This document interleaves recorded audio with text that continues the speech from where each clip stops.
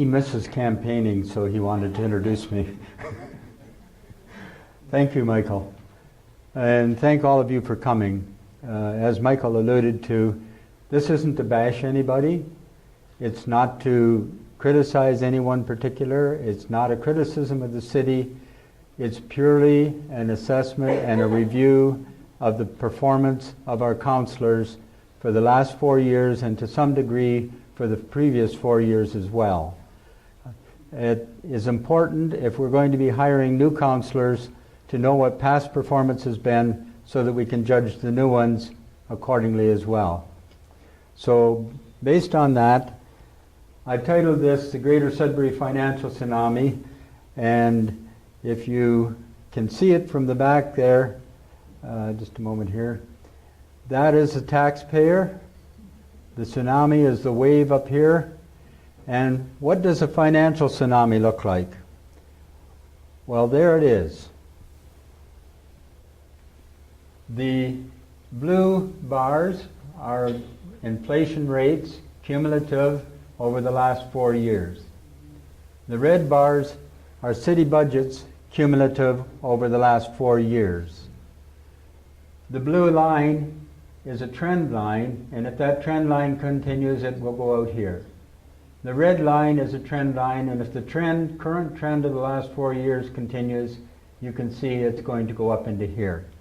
Those two lines are moving further apart almost daily. When they get far enough apart, we will be inundated and we will not be able to meet the bills, and this city will have to declare bankruptcy.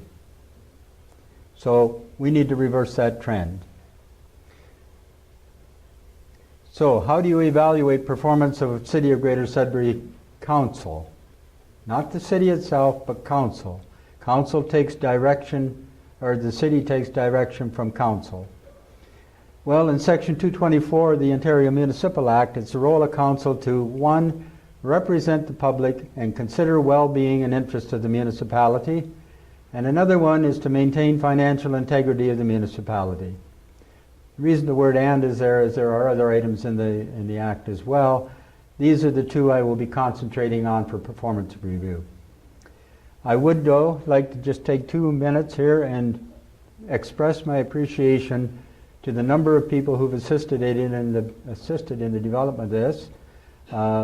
By my count, it's just slightly under 100 people who've had an input.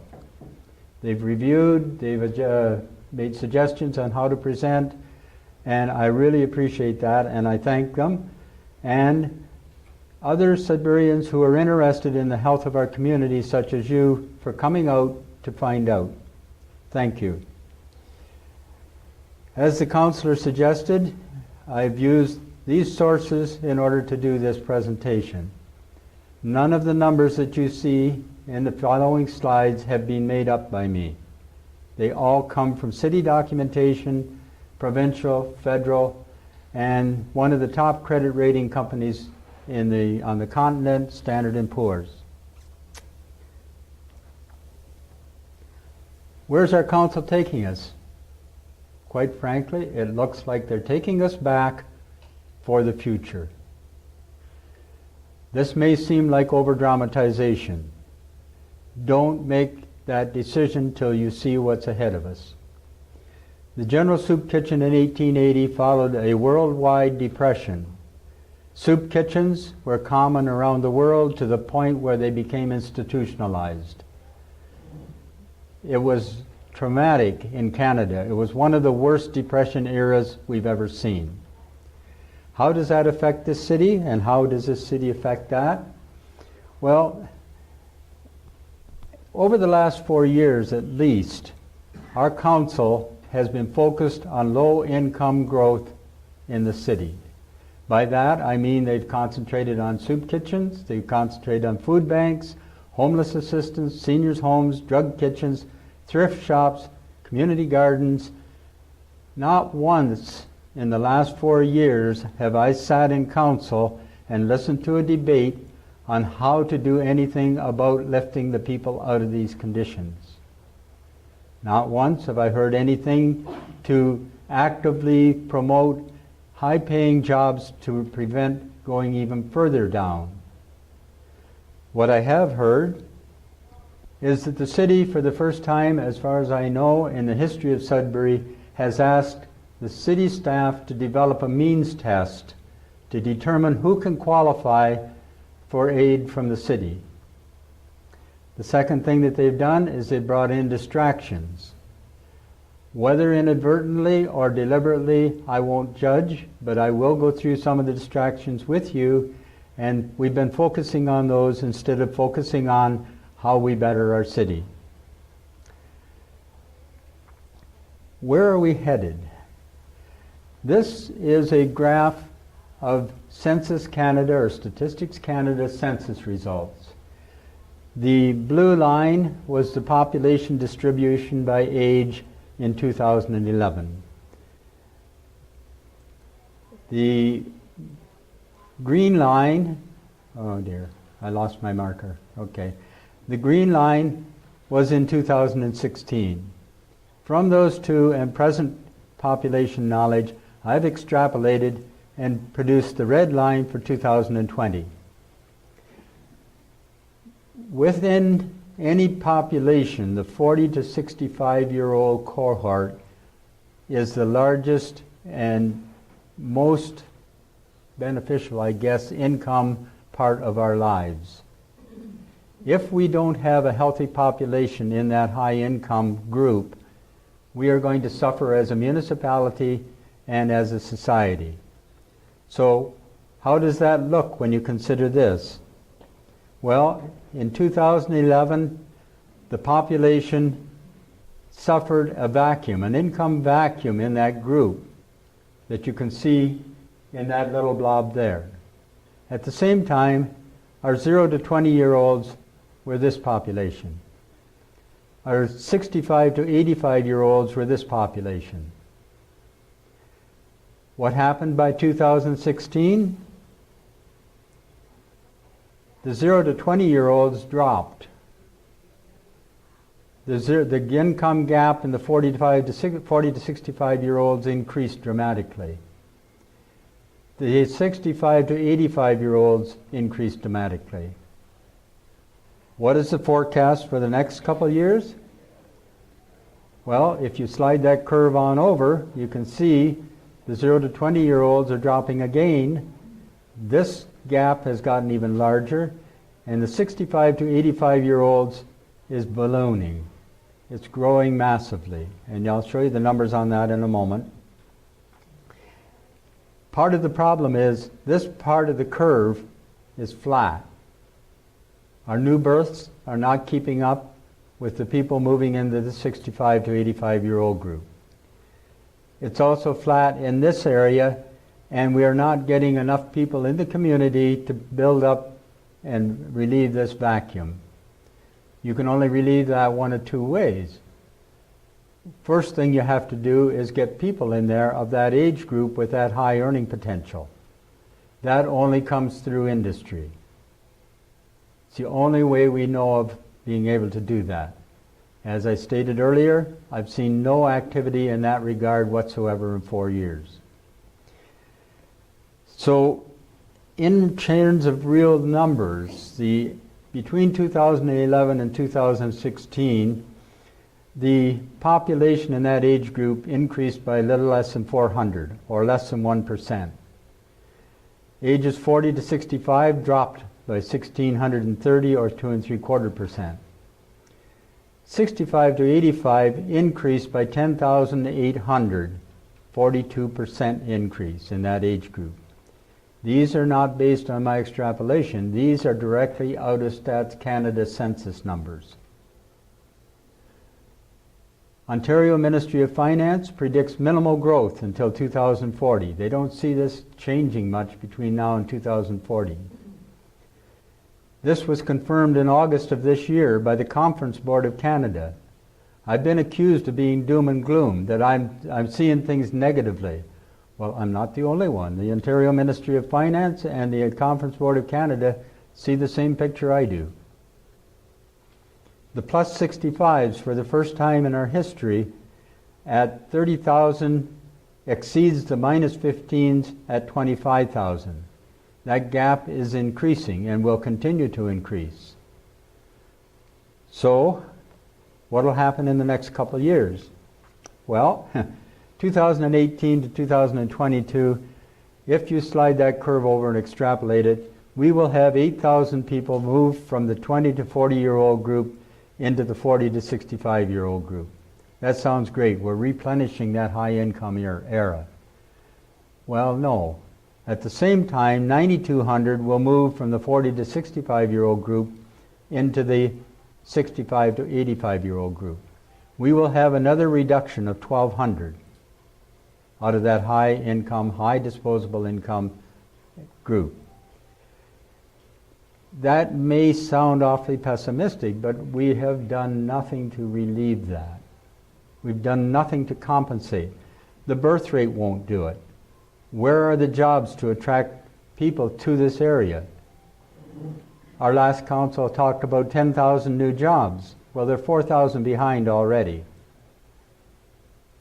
We're concentrating on a set of conditions to take care of the ultimate poverty, instead of saying, how do we get people out of that poverty condition back into this high disposable income group? That's what we need to make a healthy, wealthy city. So it's the role of council to maintain financial integrity of the municipality. So how do you review their performance? Well, there's several factors in reviewing a council performance. There's wasted taxes, double billings, needs versus wants, cascading costs, service level changes to save money, and cost increases in budgets versus income and inflation. Most of council and management in the city view the cost increases in their budgets as the only measure of how council is performing. And what are we building? Well, I can appreciate their viewpoint, but all of us taxpayers don't view it that way. The first sign that we have that we don't have good direction in council is wasted taxes. Every one of us in this room can cite many cases of the city wasting taxes. If that's not being addressed, we say, oh, our council and the city aren't doing their jobs. Double billings. And I don't know how many of you here know about this, but we used to pay taxes for fire services. And for that, if you had a fire, fire services would come out, put out your fire, and help you get settled back to recover. A few years ago, fire services brought in extra billing. Now, if you have a fire, you will be billed for the fire trucks coming to your property and for the firemen that come out, in addition to your property taxes. That is in place. That was passed by not this council, but the previous council. That is double billing. There was no reduction in our property taxes due to that billing directly. Further to that, that billing isn't done by the city. They have hired a collection agency in Toronto that does the billing, and they bill your insurance company and keep 30% of that money. Now, that 30% could just as easily be in our pocket, in our city's pockets, but they chose to go that route. Our needs versus wants. We all know the needs on our roads. We all know the needs on our water system. We're all well aware of the needs. So what have we been concentrating on in the last 4 years? The want of a new arena, the want of a new art center, the want of a new Place des Arts. Why are we concentrating on wants when our needs are so severe? It doesn't make sense. Cascading costs to taxpayers. Hey, we need more money, we'll just tax commercial taxes higher. There, we don't have to affect the property owners. Another thought coming. When that commercial owner gets an increase in taxes, he has no option. He has to increase the cost of his goods. Who pays the increased cost? You do. I do. That's a cascading tax. It looks great, but it's going to cascade down to us. oh, we'll get money from the province, we'll get money from the feds. Well, guess what? That comes down to us as well. And you'll see that in a moment. Service level changes. In the city, you don't maybe notice it as much, but certainly out in the rural areas, our snow removal has almost disappeared. Anything less than 8 centimeters, they don't even bother coming. What happens? That snow builds up on the roads. We get a layer of ice on the roads. Either salt is tracked off the main thoroughfares onto that. We get ruts. And this spring, we had a case on Moxham Landing Road where we had ruts so deep the vehicles couldn't make it through. Solely because they don't remove the snow. They have a priority plowing system. It is not giving the service it's supposed to. So that's service level changes. Cost increases. Well, you're going to see in the future, in the upcoming slides, how their cost increases haven't been in concert with income increases. And I'll explain that in a bit because it was very pertinent to some comments from the city staff. Annual percent change in budget. We hear quite regularly every budget season that, oh, council's decided to limit the budget increase to 3% or 3.5% or 4%, whatever. And so they go to a 3.5% increase. They're not increasing the approved budget by 3.5%. If you look at the chart at the bottom, the posted budgets for each year are here. When they talk a 3.5% increase from 2017 to 2018, you would expect it to be from that budget to this budget. It isn't. It's from an adjusted budget, which is in this case, $4 million higher than the budget. So it's not an increase from the budget, it's an increase from an adjusted budget. On top of that, they project the actuals for the previous year. And I'll just use 2017 to 18 for now. The projected actual, when they did the 2018 budget, projected actual for 2017 was $554 million. That was $17 million more than what was in the budget. I don't know if anybody in this room heard about a $17 million overrun in 2017, but I sure didn't. You did? Congratulations. Out of reserves. Absolutely. It all comes out of the reserves. Guess what? Where do the reserves come from?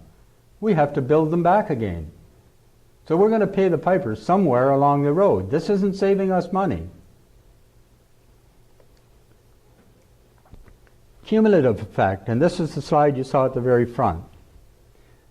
The budget increase over that 4-year period was 11.89%. Property tax increases were 12.65%. Inflation only increased by 5.9%. I've been challenged on that in that city staff has stated that I'm using the wrong inflation numbers. I should be using the cost index for municipalities and the cost index for construction. I'm very familiar with those indices. I've used them throughout my career. They are not what the average taxpayer, average consumer sees at the end of the payday. What we see is the inflation rate that I'm talking about here, and this isn't made up by me. This comes from Stats Canada, Bank of Canada. It has been 5.9% over the last 4 years. So the city budget and property taxes have more than doubled the rate of inflation. If you're at minimum wage, if you're on a fixed pension, or if you're on an index pension, your increases have only been 6%. But your costs to the city have been going up by double that. And they can argue all they want about other indices. This is what you see on your paycheck, or pension check, whichever. So what does this mean in terms of the needs of the city? Well, we have infrastructure debt or deficit, And I'll get back to that in a minute because the mayor brought that up yesterday, or in the meeting yesterday afternoon, last evening, that no one understands deficit versus debt. So I will come back to that. In the last 4 years, that infrastructure debt or deficit has increased by 35%. They have taken, in 2018, 31% more from reserves than they did in 2004. They've collected 27% more from licensing and leases. User fees have increased by 14%, 13.87. Property taxes have increased by 12.65%. The operating budget has increased by 11.89%, and salaries and benefits by 9.89. All of those in relation to inflation at 5.9%. So what do these mean in real numbers?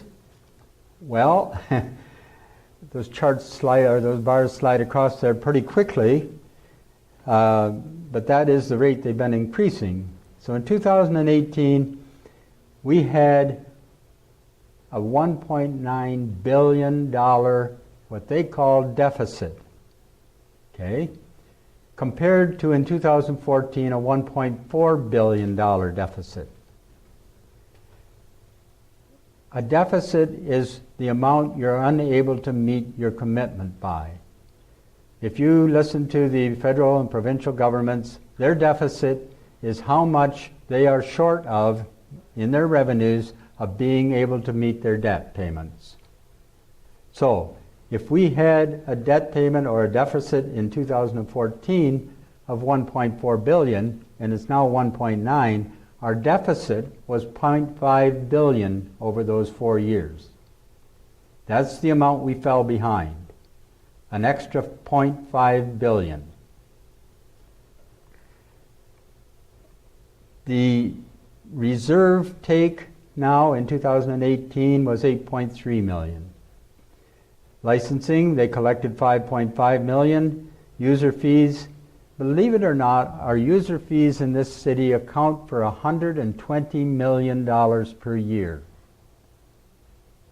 That's paying for playground use, it's paying for arena use, it's paying for water. All of the user fees we pay is $120 million per year. Property taxes, $260 million in 2018. Operating budget, $562 million. And salaries and benefits at the city, $246 million. That is interesting in that 95% of our property taxes go to paying salaries and benefits. So, how do we pay for the rest of it? Well, we pay for the rest of it through user fees, licensing and leases, from reserves. We let our infrastructure fall further behind, and the province and the federal government donate money to us. They give us grants. In the last 4 years, provincial grants have dropped from previous levels by 35%. They now sit at $132 million. That's a 35% reduction in 4 years. Federal grants have dropped by to $651,000. That's a drop of 12%. That's how we meet the $562 million. So you have to ask the question of why these conditions have persisted. Like, what's the cause? Like, we certainly haven't done anything different as taxpayers. Well, let's take a look at the wants.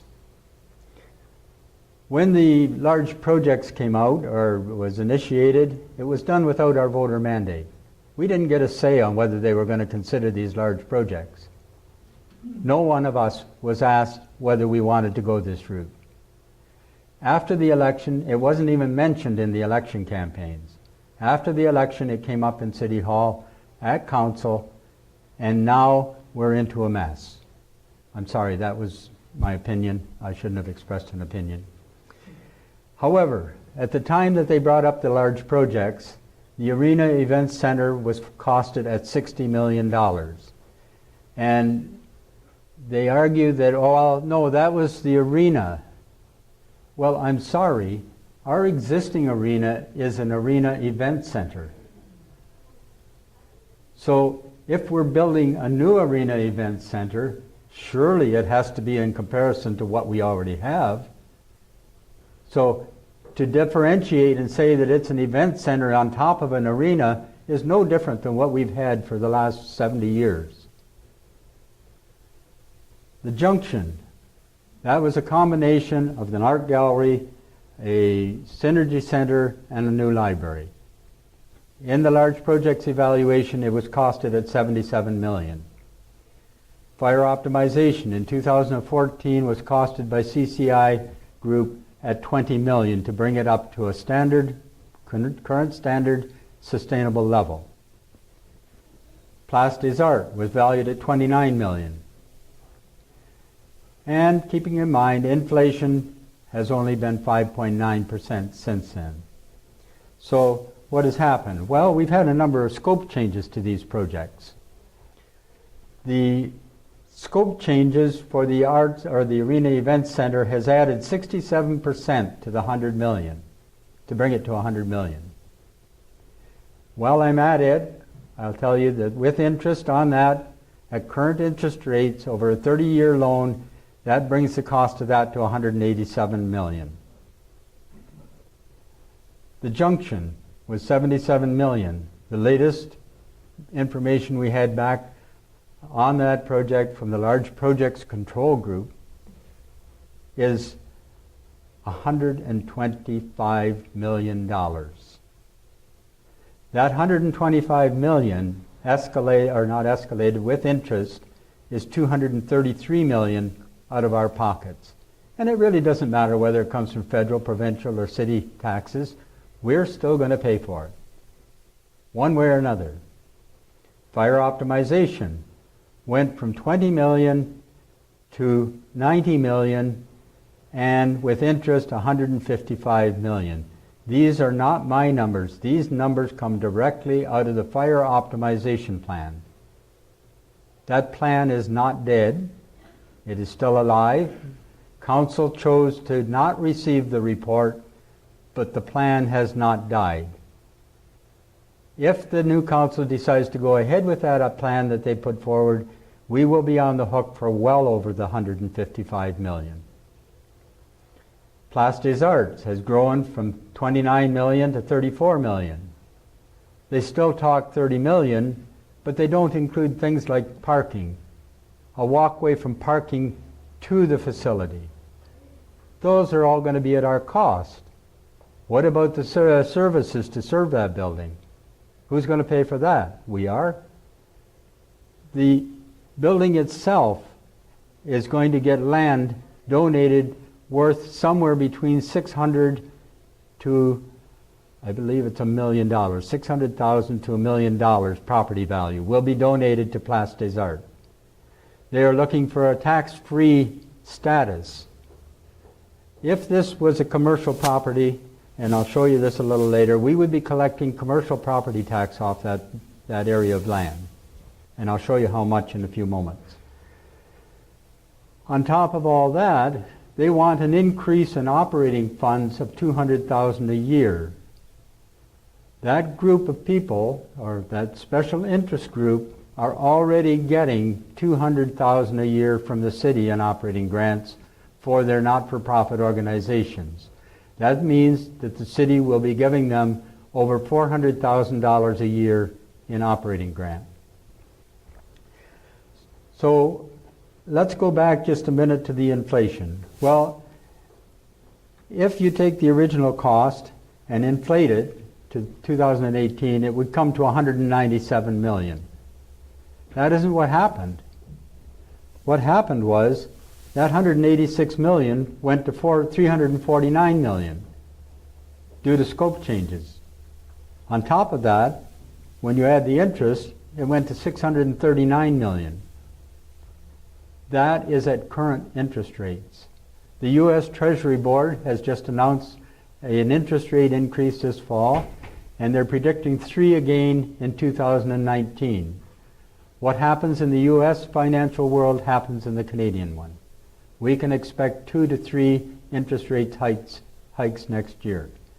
We had a 0.25% rate hike in our year. That added $30 million to the numbers you're looking at here. Every time there's an interest rate hike, we're going to be paying more because that interest rate is not locked in for the 30 years. These are term interests or term loans, the same as your mortgage. You have to renew it every so many years, and whatever the interest rate is then, that's what you're going to pay. So it isn't going to stay at this.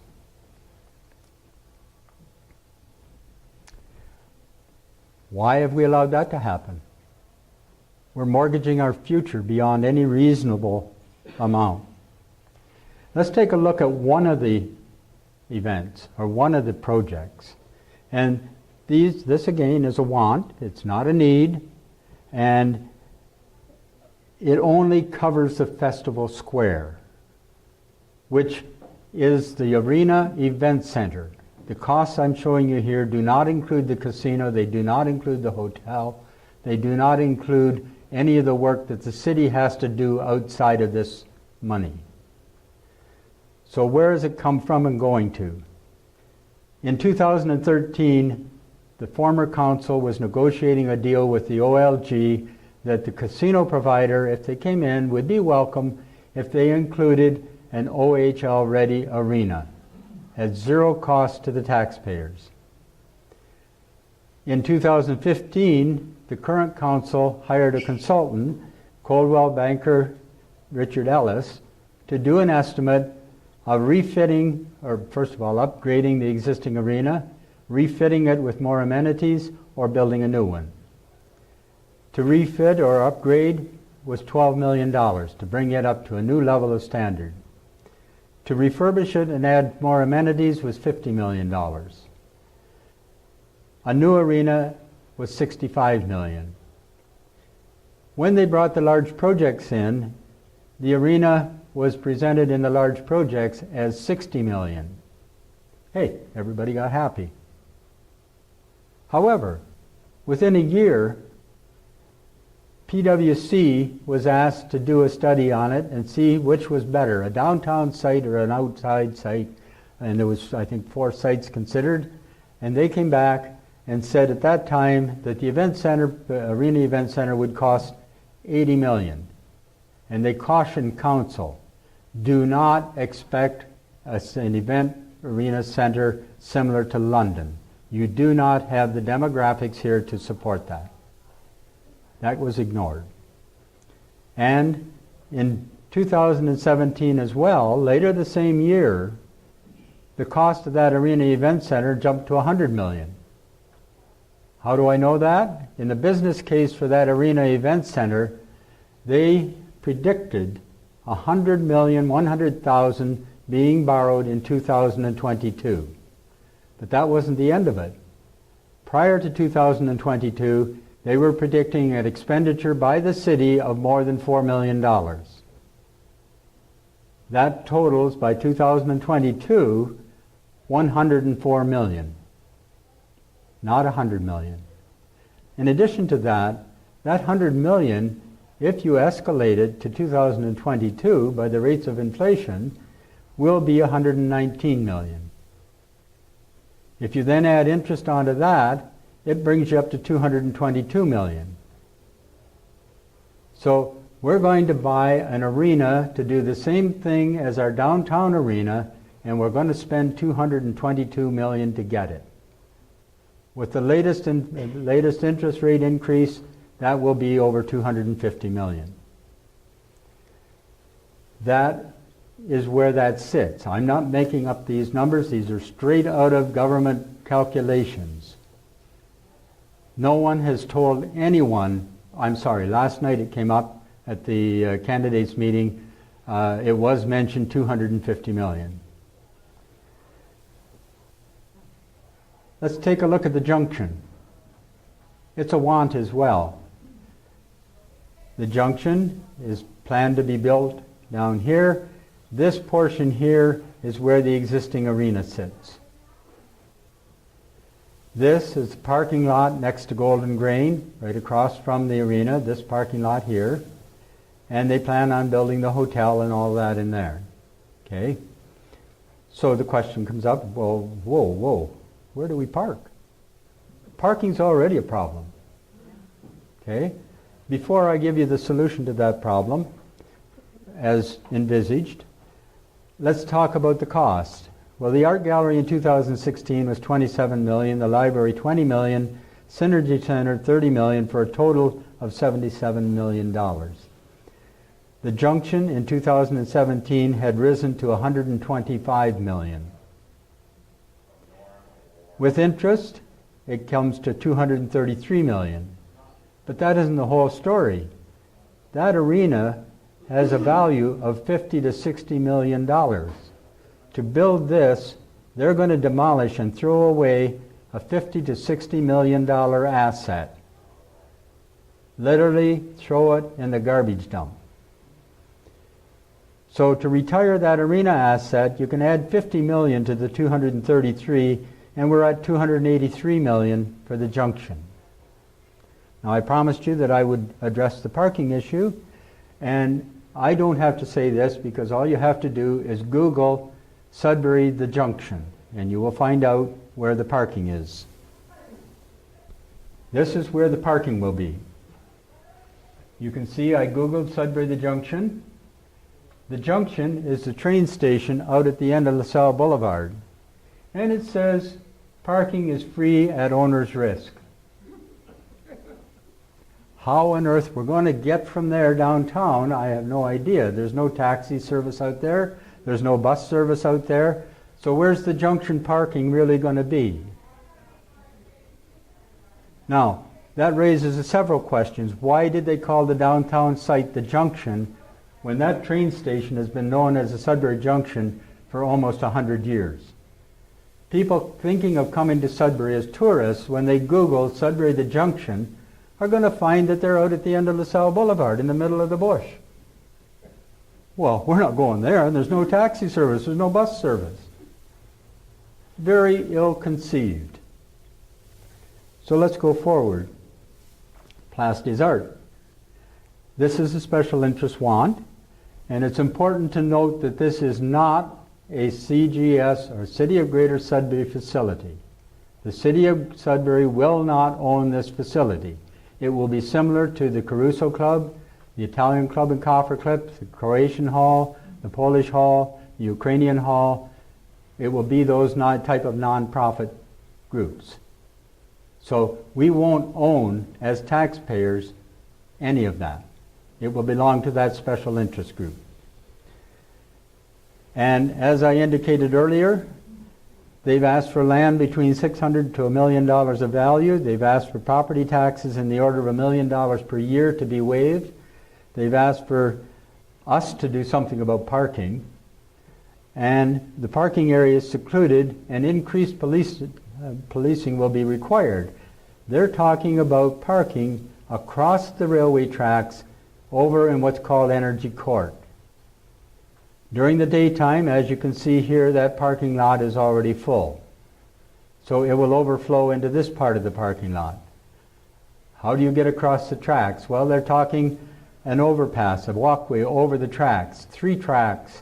In the middle of winter, it will have to be an enclosed walkway. $3 million for that walkway. That's not my number, that's a number that they've proposed. So, if you're over in this area at night, what do you do about security of your vehicle and the contents? We all know what's going to happen. We're going to see increased vandalism. We're going to see break and enters in the car unless we have extra security. Is Place des Arts including that in their operating costs? I'd be willing to bet money they haven't. So we're going to rely on our police forces. The police force is already overtaxed. So we're going to increase our budget for police. I haven't built that into any of this. So how do all these things occur? Like, what happens that generates this type of financial ballooning on everything? Well, you have to look at how estimating is done. And there's a couple of ways, but the one that's used commonly on these types of projects and within our city is what's called a top-down estimate. there is a consensus reached amongst those who control these things on what the budget should be. For example, the 2019 budget, Council, a month ago, decided that a 3.5% increase, budget increase for next year is going to be okay. Now, they haven't done the estimate for next year yet. They're only working on that now. So how could you decide that 3.5% is okay? Well, we've got a consensus. We all agreed it's going to be 3.5 max. Well, that type of estimate is most commonly used, and I have used them over the years for feasibility studies and conceptual work, not for budgeting.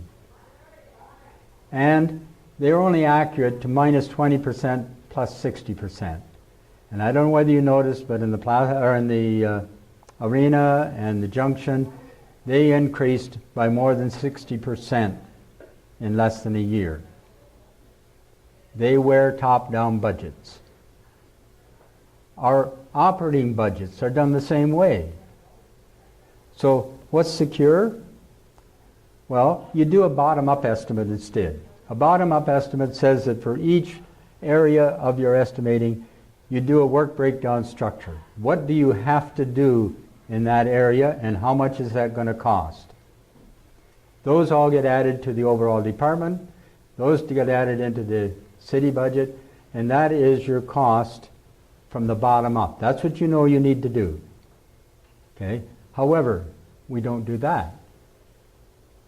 What we do is we don't even recognize the difference between a needs and wants budget. And in industry, those are called mandatory budgets versus discretionary. Mandatory, if you have a pump that's failing, it's mandatory that you replace it. Discretionary is if you want to put a paint job on that pump, that's discretionary. You can either do it or not. But the mandatory is that pump needs to be replaced. We don't discriminate between mandatory and discretionary in our budgeting process. So when these people are putting together the operating budget, how much of that budget is discretionary? Nobody knows. Nobody can tell you. I've asked. I know Councillor Vagnini asks all the time, every year. In fact, for 4 years, he's voted against the budget because he can't find out. So that needs to be corrected. Taking a look at discretionary projects, and these projects are all proceeding. Whether they're approved or not, they are spending money on these. Okay? New depots, service depots. We found out a month ago that they have an estimated cost of $100 million over the next 10 years to put new service depots in Whitefish, on St. Clair Avenue, and different places. That $100 million is a top-down estimate. So I've plugged in here $160 million because it will go up by 60%. When you add interest to that over a 30-year payback thing, it comes up to $298 million, almost $300 million for these new depots. Fire optimization, I'm using their number here of $90 million. Interest is $78 million. In today's interest rates, it's now up to $168 million. The Arena Event Center, we're up to $187 million. The Junction, we're up to $233 million. Place des Arts, we're up to $64 million. All of these funds are coming out of our pockets one way or another. They are all city or privately funded, or not privately funded, city or government funded projects. Government funds come from our pockets, nowhere else. So the total of those 5 is $950 million, just short of $1 billion for wants. We're $1.9 billion behind on infrastructure. We're also facing a $1.3 million cost that we're going to have to spend on water, wastewater over the next few years. Like, wow, we're talking $4 to $5 billion for Sudbury at 160,000 population. We're in the big leagues, very big. So If you take those loan repayments and split them and say, okay, what's our annual loan repayment on these? It would be $31 million a year. That's equivalent to a 12% rate in property tax if it all gets billed to property tax. Not a 3%, not a 2.5%, 12% if all of these go ahead. That's what it's equivalent to. And I would like to maybe clarify something. I'm talking about cost increases to taxpayers. I'm not talking individual household taxes. As taxpayers, this is what we're going to be faced with. Average rate of inflation since 2004 to 2018. That's 14 years. That's a pretty stable rate of inflation, 1.4% per year. And for 4 years, we look at 12%. Whoop, sorry. Went the wrong way. We're also losing property tax potential. If, for example, fire optimization, the new fire stations and that, are built on separate properties from where they are now, you're supplanting a commercial property. If you built a commercial property there, instead, the property taxes would come to $3,300,000 a year.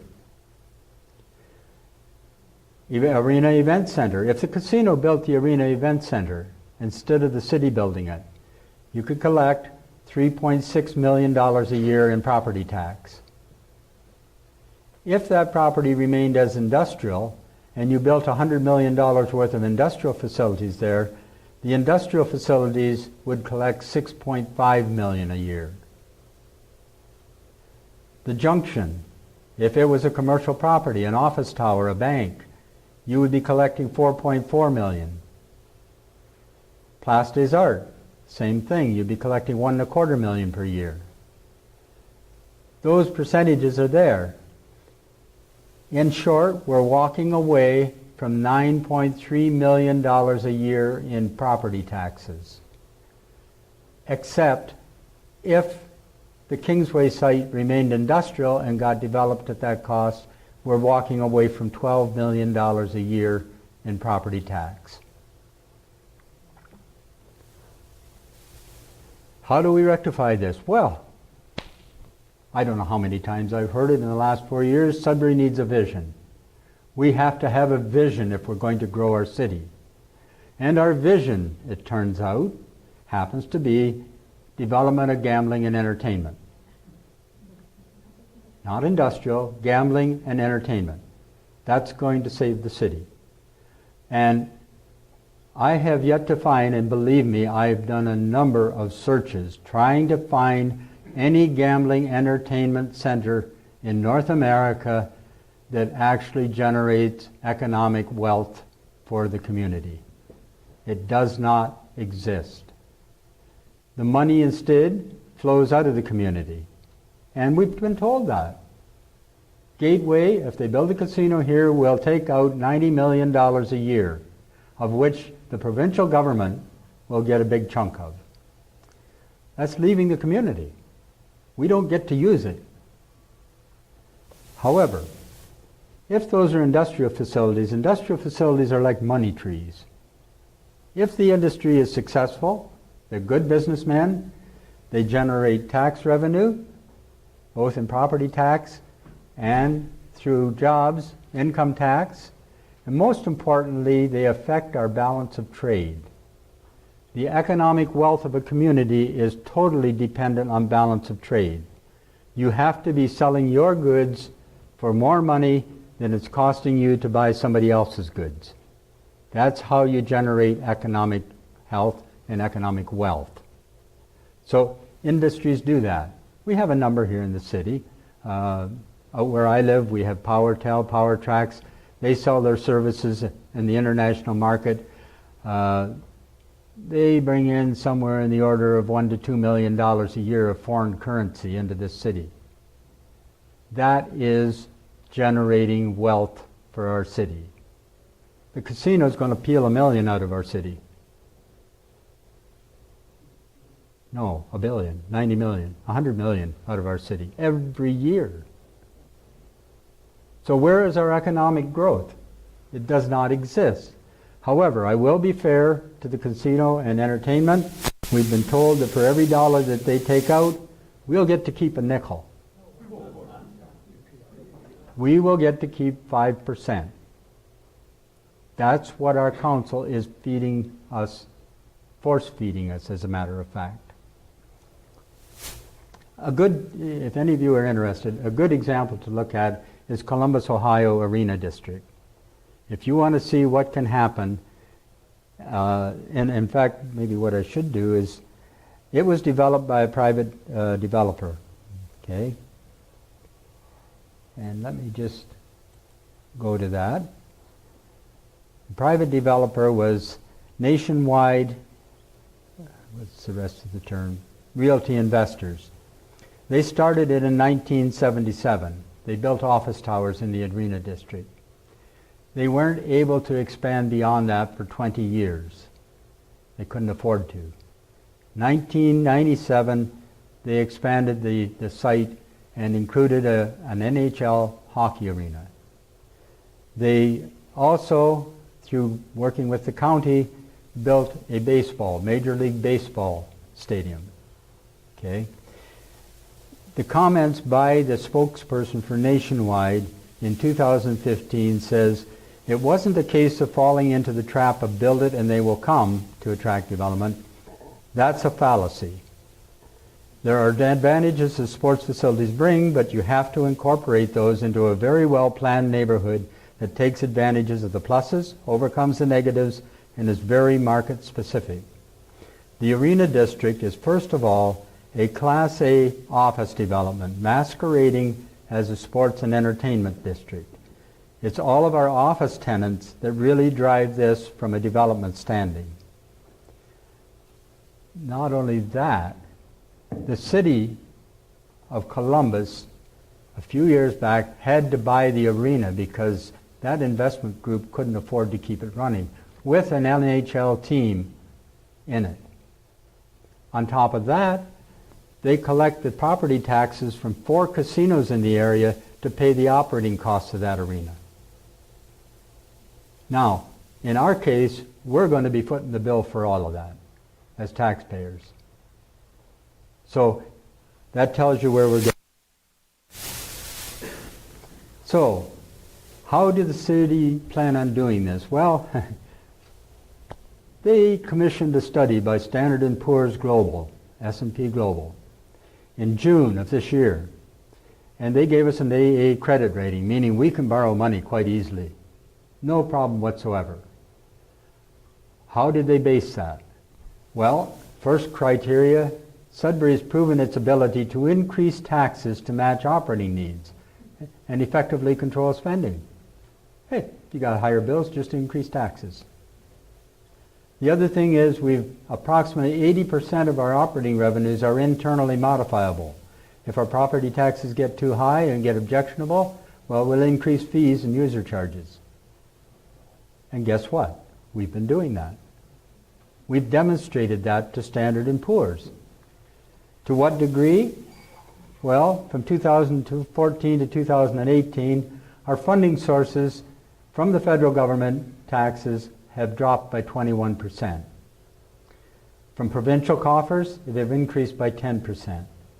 From municipal taxes, they've increased by 12.6%. These two are important to note in that the provincial government right now gets equalization payments from the federal government. And they get in the order of about $1 billion a year.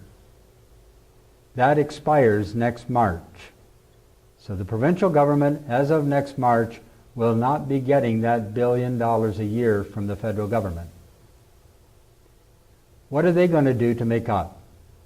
Well, a number of years back, in 2009, 2010, they compensated quite easily. They gave Sudbury $60 million a year less in grants. They've never replaced that $60 million. So that's what happens from federal provincial funds. How did we stay at 12.65%? Why isn't it higher or lower? Well, it would have been higher except we increased our licensing and leases by the 27% I talked about, and we increased our user fees by close to 14%.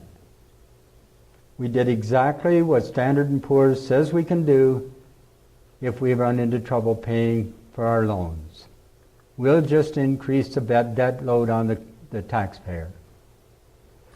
So who's going to pay all this? And keep in mind, our taxpayer income only went up by 5.9%. To the minimum income, to the low income, middle class, to the retirees, to anybody below a well-paying high-end job. And I've shown you already how those high-end jobs are disappearing. Salaries and benefits, and I know this is of interest to many people. In 2003, our number of employees are what you see in the green lines: 500, 1,000, 1,500, 2,000, 2,500, 3,000. Full-time was there, crews were there, overtime was here, part-time here, volunteers here. So our total workforce was about 2,700. By 2018, we had increased our full-time to just under 2,000. We reduced our work crews to just under, I think it's about 75, I think it is. Overtime we've reduced a little bit, part-time has increased, and volunteers have decreased, and our total workforce hasn't really changed that much. In terms of numbers, we increased this, we decreased this according to the percentages across the bottom, and that totals out to 186 additional full-time employees. We shrunk our work crews by 185. Our overtime shrank by the equivalent of 3. Our part-time increased by 109. Volunteers shrunk by about 5, and you have to be careful on this because the volunteers, the numbers for them are taken directly from volunteer firemen.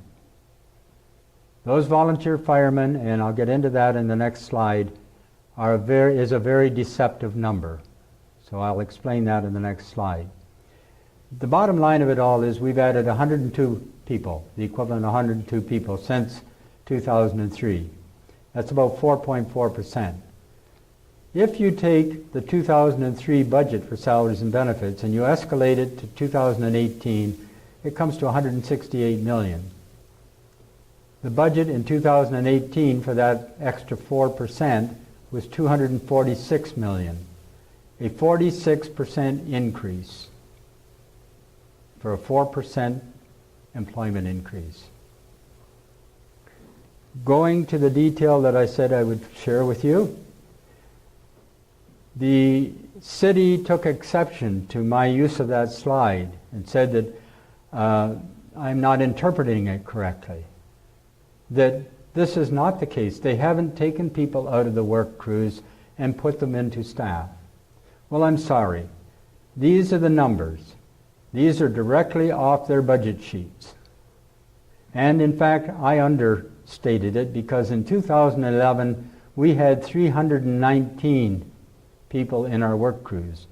We now have 75. That's a reduction of 244.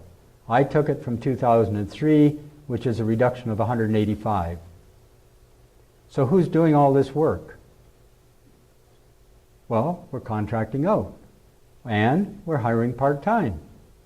Hey, our operating budget looks good. We're right where we should be. So where are we paying? We're paying outside of that envelope, but we're still paying. We're paying that extra 40%, 46% in terms of salaries and benefits. What does all this mean, what I've been showing you? Well, if we look at the ability of council to maintain the financial integrity of the municipality, from 2014 to 2018, our operating budgets have increased at more than twice the cost of living. our large project budget. That's a lot of roads. $500 million dropping behind in sustainable roads in 4 years. So why is our council not looking at that and saying, hey, we've got to get this under control? Municipal services. Is there anybody in here who hasn't seen municipal services shrinking? No, I don't think there's anybody in the city that has. Okay? At the same time, the reality of our situation is that the 20 to 40-year-old cohort is stagnant. It's not growing. We're not replacing those high earners in our community. The 40 to 65-year-old cohort is shrinking. It's going to shrink in the next 4 years. The 65 to 85-year-old cohort is booming. Us old folks, hey, we're taking over. Mind you, we won't be able to afford anything, but we're taking over. Okay? The taxes are going to kill everybody. So, again, where does the money come from? Good question. As we go forward, it's going to get harder to find. So, how does this bode for our role of council? Well, keeping in mind that the graph or the inverted triangle I showed you at the beginning, what have they done in terms of their job description representing us, considering the well-being and interest of the municipality? What have they done to maintain the financial integrity of the municipality? Wasted taxes. Well, wasted taxes comes up constantly. I mean, everybody complains about wasted taxes. I've never heard wastage addressed once in 4 years at council. And I've attended 95% of council meetings. Double billings. I've told you about the fire double billing. We're now billed for water and wastewater over and above our tax base that should be taking care of those costs. So we're paying twice. Maybe not in total amount, but there is a double billing. We're billed by our taxes and we're billed by the water rates. There are double billings all over the city. Needs versus wants. Well, the priority for this council for the last 4 years has been the wants. The voice of special interests have been heard above the voice of the people at large. What does that mean? Well, first of all, it means that they haven't represented the entire public. They haven't considered the well-being and interests of the municipality as a whole. They've only looked at special interest projects. As well, because they're not addressing the needs, they haven't done their job. They have not earned their income. So we have wasted tax dollars paying them. If we go to cascading costs to ratepayers, that's not an issue. We'll just increase the high-end taxes. That doesn't affect the property tax owner. Don't worry about it. Well, that cascades down to every one of us. Service level changes, we've already discussed. Cost increases, our CGS cost increases twice the inflation rate, where our buying power for each individual within the city has been shrinking relative to those cost increase, and by a dramatic amount. So they have not, and that's unsustainable. So they have not maintained the financial integrity of the municipality. So how has their performance been? Quite simply, they failed. So, what vision do we have for the future? As taxpayers, I know my vision is to have smooth sailing financially. Let's get back to a controlled cost. Let's get back to where our incomes and revenues can balance with our needs. And if we have money left over, then address our wants. That, to me, is smooth sailing financially. How do we do that? Well, we've got to get some pretty good counselors out there. We can't have the same council we just came from. So, what do we look for? This is the Municipal Act. You'll notice that they're up on the left corner here, there's Section 224 of the Act, the role of council. Section 225 is the role of the head of council. There's a reason that 224 is ahead of 225. Council is supposed to take direction, if you look down here, from the taxpayers. Council then gives direction to the mayor, and the mayor gives direction to the city. Therefore, council must determine what that direction is before they give it to the mayor. That has not been happening. The role of council is also to ensure accountability and transparency of the operations. I'm not even going to comment on that. Maintain the financial integrity. We can see, and I think I've adequately demonstrated that they have not done that. Role of head of council? Really simple. To preside over council meetings so that its business can be carried out efficiently and effectively. I don't know how many of you here saw the fiasco that took place over backyard chickens a couple weeks ago. Does anyone here believe that that was run effectively and efficiently? They took 50 minutes to decide whether to ask the city staff for more information.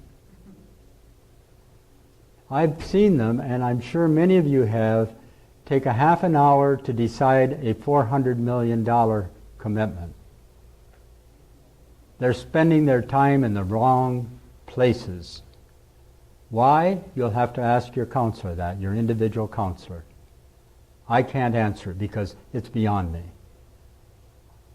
And at that point, I'm going to leave it. However, I will state that before you leave, you're welcome to take a folder. It's about today's meeting. It has the 4 years of revenues to the city. These are directly out of city budget sheets. 4 years of operating expenses. You can draw your own conclusions from the numbers and what they may or may not have done. And I would just point out an example. In 2015, we were told we had a 0% tax increase. Oh, great. How did they do that? Well, they took an extra $8 million out of reserves. It's money that we put in there. They took it out of there and told us that they had saved us property taxes. Our own money. You can take a look at any of these equipment expenses. Suddenly, from 2014 to 2015, we don't spend any money on equipment anymore. It's a fallacy. We do. So where is the money coming from? Where are they charging that money to? There's no explanation. They just they don't put it in there. So our operating expenses are lower. That was close to $2 million a year. 1.7 million a year. Debentures and insurance. Is there anybody here who hasn't heard the story? You can't do that because of liabilities? Every day, at least every week, we're told that we can't slide down the snow slope because of liabilities. You can't shovel your own sidewalk because of liabilities. Well, in 2015, debentures insurance went from 11.7 million in 2014 to 0 for every year after. Does that mean they canceled our insurance? Are we self-insuring now? So when you go through these numbers, as I state, are directly off the city budget sheets. If anybody wants to see an example, I have every year from 2003 in my book here. You can check them out. So, and then just one moment, please. On the back, I've summarized what those effects are, and some of you may have already seen this sheet. It's what effect we've had since 2014, since 2003, what they've done, and what these councils, how they have performed. We've got to change that performance level. Somehow we've got to get counselors in there who equally understand that performance level has to change. So that's the end of my spiel. I apologize for taking so long. And you had a question. I have a question. In regards to the developments for downtown that have been projected, in those costs, has there been added into that cost any environmental assessment cost that might possibly show up, given that that particular corridor is very close to the railroad lines, and we all know that stuff leaks and seeps?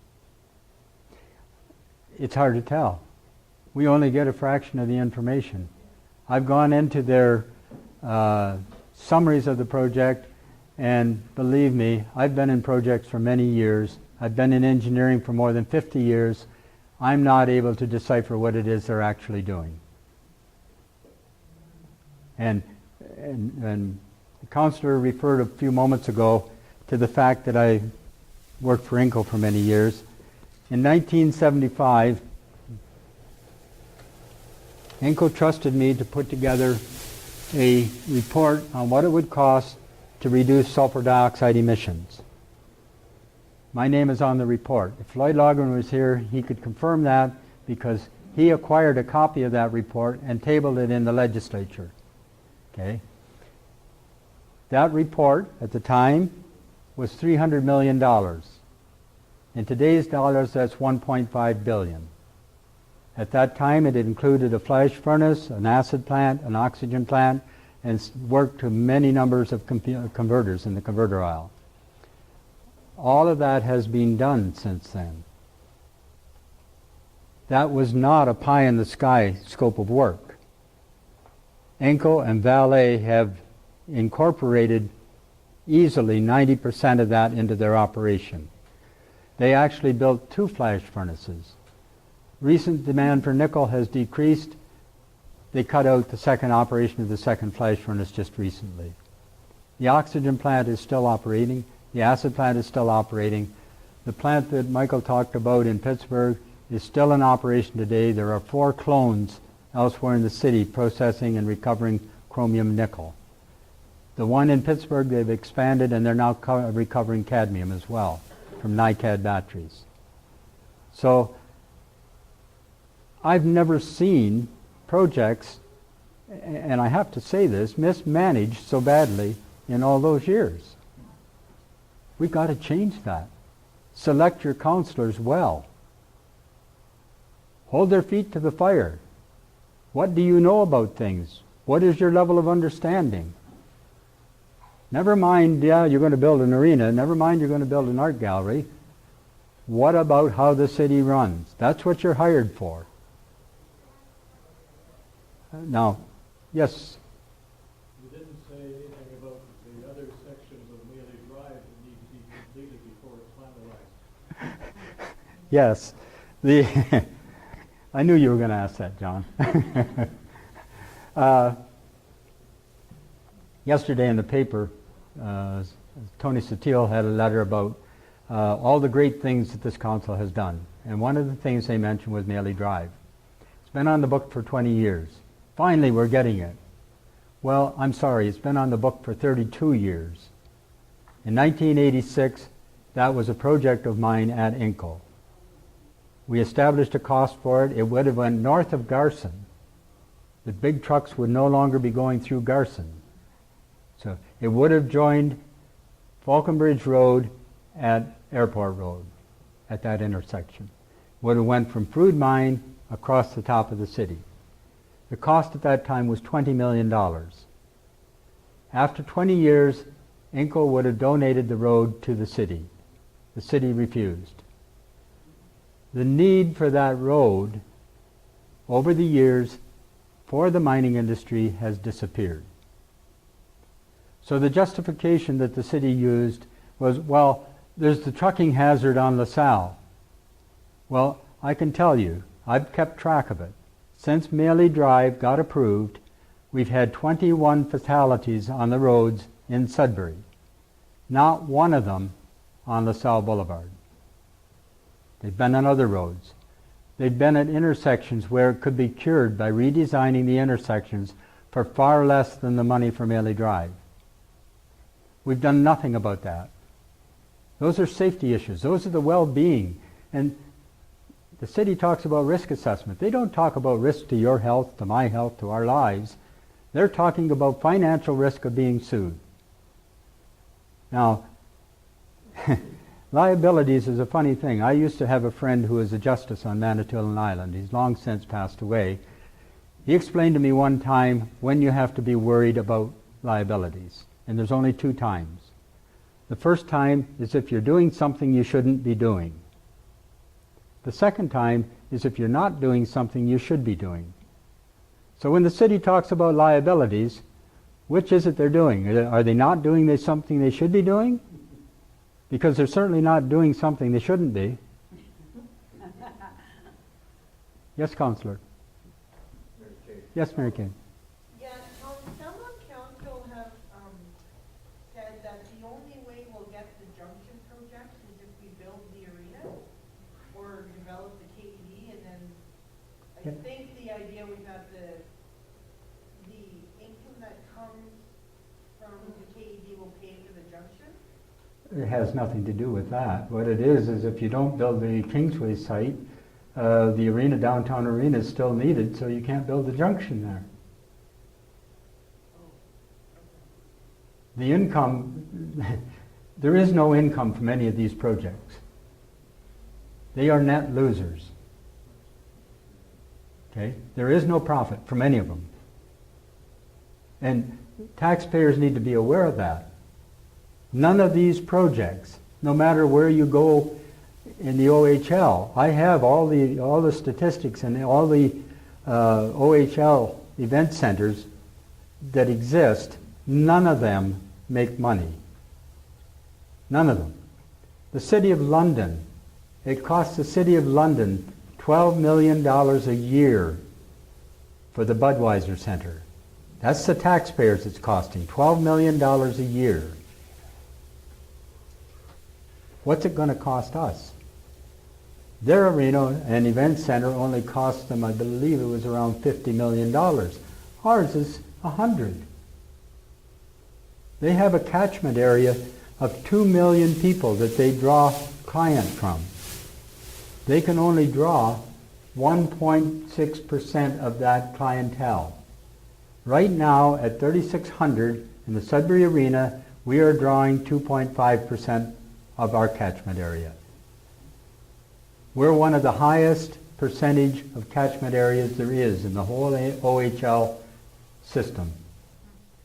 So, no, that rumor is false. The only reason that they can't build the junction if the Kingsway doesn't go is because we still need the Sudbury Arena. Okay? Any other questions? Yes?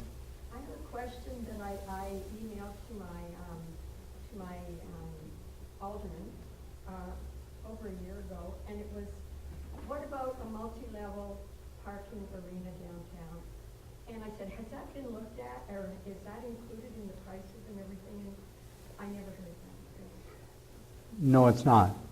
To put it simply, I'll just go back here for a minute. It's a long ways back. I'll show you the. The junction site is here. All of this parking, none of that is included in here. If there is any parking, it will be here. But why not a multi-level parking where we have space? But to be maybe simplified a bit, if we built a multi-level garage here, parking garage, you could house the entire clientele of the arena in that parking garage and relieve every other parking situation in downtown. Keep that arena, build that parking garage, you've solved all the parking problems. That parking garage would cost you in the order of $15 to $20 million. So it's a good idea. Absolutely. Yes. What is your vision? According to this very well put together report that you prepared, and I commend you, sir. What is your vision for future if we don't vote for the same people this time? I'm going to supper will be served. In short form. In short form, I would like to see a council that's highest priority was to get financial control of our spending. Okay. Now I know that's a lot of words. It really doesn't mean that much, but it does. For example, if we go to bottom-up estimating, that will be a big step right there. That will give us an idea of where we're going to be spending our money. If we separate the discretionary from the mandatory, we can then decide, okay, this is mandatory, we have to do this. And if we have to do something, it's not difficult to decide on a tax increase if it's a mandatory thing. Then, if you have money left over, or you think you have money left over, you can consider the discretionary, but only then. So we need to do two things in our budgeting process at the city. First of all, we need to go to bottom-up estimating, and we need to separate the mandatory from the discretionary. We're already like way out of our, where we should be already. So we've got to backtrack and then consider. Yes. Well, it's not necessarily backtracking. Because our arena is not in the best shape. Yes, it is. There's nothing structurally wrong with the existing arena. It needs a paint job, it needs upgrading in terms of facilities, but that's $12 million. Really? Didn't we spend millions on the arena about 6 years ago? Yes, we did. So there's not that much more that needs to be done. Then why change the library and all this stuff like that? I Why are don't- they making a big thing out of that? We have 3 absolutely beautiful libraries in this city. Mackenzie Street, the South End, and LaSalle Boulevard. We have the satellite libraries, which are tremendous. I don't know, if they build that new library, are they going to close all the others? Everything's going Harder online to get anyway. And you can't get to it. You can get books online now. You can get books online, So you don't need to be but I don't know how many of you have been in the Mackenzie Street Library lately, but it is state-of-the-art. The one at the South End is state-of-the-art. brand new. Yeah. Smells very nice too. Yeah. Yes, sir. Tom, they've been selling us the idea that these projects are going to move Sudbury forward. I want to ask everyone, do you think that if we have these projects, based on what you heard today, that that's going to move us forward? No, backwards. No. Because, you know what? If none of those things got done, I would not feel, when I wake up in the morning, that I'm living in a degraded city. But if I have to pay more and more money for things that are going to cost more and more, and further, if I have no trust that our council and our staff are running on the proper model for basically a city that is not going to grow. Let's be honest. It's not going to grow because when they talk about meager growth by 2041, that could just easily translate into no growth and negative growth. Because what's going to happen when that older cohort starts to die? And I used to joke with my friends, because I'm a baby boomer, when we start going, it's going to be an avalanche of death. And I know that sounds harsh, but it's going to have huge implications. I beg your pardon, a tsunami. Sorry, wrong part of my geography. I know, we don't have an ocean nearby. But I'm sorry, I just had to make that comment. I know it wasn't a question. But I moved here because I came here for specific reasons. I came here because I knew that, or I believed that, the city was run well enough, because this is way back 14, 15 years ago, before amalgamation was even told. So, in my opinion, the city was run good enough. At that time, the mining industry was, gently declining. There's a lot less miners here now than there were a few years ago. So what was I looking for? Well, I was looking for basically a great place to enjoy the outdoors. That's why I came here. I had a pension. I could afford to come here. I probably couldn't afford to come here if I had to work here, though, because there might not be a job for me. But the point is that I never just thought for a minute that I would die anywhere else but Sudbury. But my concern is if things start declining, and if we push it in the direction because we have the wrong development model, then I would have to think seriously about, well, okay, dying's one thing, but suffering before you die is something else. So if the place declines, where are the doctors going to be? They're not going to hang around in the economy community, they're going to leave. And where are all the other services I need now I'm vulnerable going to be? And we have a city, thanks to amalgamation, that's inherently inefficient. It's spread out all over the place. We have way too much infrastructure for the number of people we have to look after. For God's sakes, where is the compassion to the province? They couldn't have done a worse thing to us than bloody amalgamation. And I'm telling you, you're going to work really hard. I can tell you, I know people are going to work hard. But this is not a workable city. You ask people in Gabriel what they want. You ask me living in the city what I want. There's not a lot of correspondence. Because I moved into the city for a reason. If I hadn't wanted something else, I would have moved into the valley or Gabriel or further out. So the fact is, they made it a city where many of the citizens have irreconcilable differences, wants, needs, and so on. And it's not fair because we didn't ask for this. Did anybody say, I want to be amalgamated? No. That's not what I heard when I started reading articles after I arrived here. No. But nobody in position of power officially spoke out. And you know what? I went online. There's a big literature about why other places aren't amalgamated. It was tried earlier on in several places, including Europe. They stopped doing it. Because if you don't do it just right, you get a disaster. I'm done. You asked, sorry, Michael? Go ahead, finish your comment. Just find something. Okay. You asked about what's my vision. I don't know how many of you are interested. I do have a 20-minute presentation on my vision of Sudbury 20 years down the road that I am prepared to present if you people want to stay and see it. Okay, now Michael has a point that he wanted to make. Yeah, just so going back, I've been the one that's always, actually when I first got elected, my nickname when I used to go to the gym in the morning was 12-1, because I would vote one way and the rest of the council would vote the other way. So I'm against all the large-scale projects.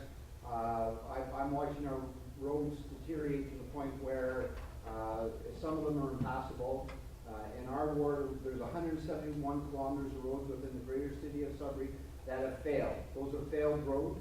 Out in my ward, we have 33 kilometers of failed roads. We have a budget for 3 kilometers per year. We have an 11-year program going on, but after 5-7 years, we have more roads failing. So going to what Tom talked about, the wants and the needs, we have to look after our needs first. It's like having a house that has a leaking roof and a cracked foundation, and you decide you want to put a brand new deck on with a hot tub and a bar. It doesn't work. So for every dollar we're putting above the ground in all these niceties, we should be putting 5 into the ground or into the necessities and the infrastructures that we have. And that's what I'm going to be talking about. And as a chartered financial consultant, I've looked at the budget 10 ways from Sunday, and there's more than enough money. We don't have to be raising taxes 3.5 every year. We have enough money that comes into the city. We have just taken it as individuals, as citizens, that, oh yeah, well, we know taxes are going to go up. We know taxes are going to go up. And we shouldn't be in that position. There are 5 pieces that are back here. Some of the mayoral candidates, Patricia Mills, who was here earlier, left her piece here. Cody Cacciati, who is here at the back of the room right now, his piece is also here, so just grab one of those. Mr. John Lindsay, who is our in-house video expert, he has his for Ward 11 as a councillor candidate. And from Dan Melanson, it's kind of interesting. It's the Mayor Bigger's report card and all the things that he had promised, and he gave them a grade on this side of the page, so you may want to grab that. It doesn't have his name on it, but it does come from Dan Melanson's campaign headquarters. So they've left those out there. And then also, Ray has a summary piece for you with regards to everything that you heard here today. The interesting part, you know, it's almost like the employee that, you know, goes out and speaks out about some issues that are going on at the house, then everybody goes, oh, well, he's just a disgruntled employee. So when they look at Tom's numbers, they look at it and they say, oh no, well, Tom doesn't know what he's talking about. I've looked at the numbers. I mean, there's room for interpretation. Myself, I always joke, I say, I can't spell my own name, but I actually do see numbers in my head, and those numbers make sense to me. And the last final comment is somebody asked me why I changed my jacket. While I was outside, MCTV just did an interview with me, and he says, can you tone it down a bit? So I came back with this one. Tone down jacket. So this is one of my tone down. Wow. So, Can I ask you a question? sure. It's been bothering me for quite a while. Why is it that Sudbury always does road repair really, really late in the season and pave around October and November when it's a really poor time to put pavement down because it's cold? Why do they do that? Why do they do But that? I'm gonna email When you, you go on a highway. you know, and your other sometimes people presentation, pave so I can get it. okay? Okay, thank you. I've actually seen, and that's a good comment, I think it has to do with timing. You know, just take, for instance, Kelly Lake Road. There's a bridge there that was an afterthought. Cost the taxpayers $500,000 because they didn't realize that they would be closing the rest of the city off. So I think it's just more planning than anything. Tom, you want to comment on that? Yeah, it's poor project management. Yeah. I want to make a statement. Yep, First of all, thank you very much. you're welcome. The reason I'm here is because. Oh, Ray has them over there. Yeah, thank you very much. You're welcome. I went through as much as the details, you're bang on. And now the problem is, and the other people who here, because it's an election, what do you do? It's very difficult, and you won't affect it. What you have to do is talk to your people. The arena's gotta go down. I'm going to the arena tonight, okay? I've been going there for 40 years. I'm a job, okay? And that arena is perfectly safe. Yes. If you wanna build them something, let the OHL and those people do it, okay? The talk in the town, you can't fight the talk. It's very, very difficult. And I'm speaking for one who lived them, okay? Yeah. You can't reason with them. You have to reason with your counselors. We can't afford it. If you can squash the arena, you squash the casino, then if you want to start building somebody's, what do you call it, a project? You know, everybody seems to have a project. Forget it. Right now, our population, when I was on council, was 172,000. That was eons ago. Yep. We're at 160. Yep. The arena's in excellent shape. You have to vote for somebody who's going to down it. And look, read the publications, everyone. Just see how many were openly going to say they will not vote for the arena. They've already voted, you can squash it because they're going in. Yeah, just, And this was the biggest disappointment of council I've ever seen because they had a totally new council, totally new, never been before. There was, I think, 2 re-elected, and they're taking it downhill. It was the money we put in for the reserves way back then. You know, it wasn't easy to put it in. We put it all in, and now, we won't bring it down. yeah, it's just, Talk to your counselors, and you've got to vote it down. And I've never voiced an opinion since I was on council. just to, there, you'll hear lots of noise that we can't afford to stop it now because we've got too much invested. That's crap. That project that I told you about at Inco, in 1976, we moved ahead. We had approval to move ahead on the first flash furnace construction. In 1977, early 76, the nickel market crashed. We canceled the project. We had over $15 million invested. The company, the private company, canceled the project. We put all of the equipment we had already purchased into storage.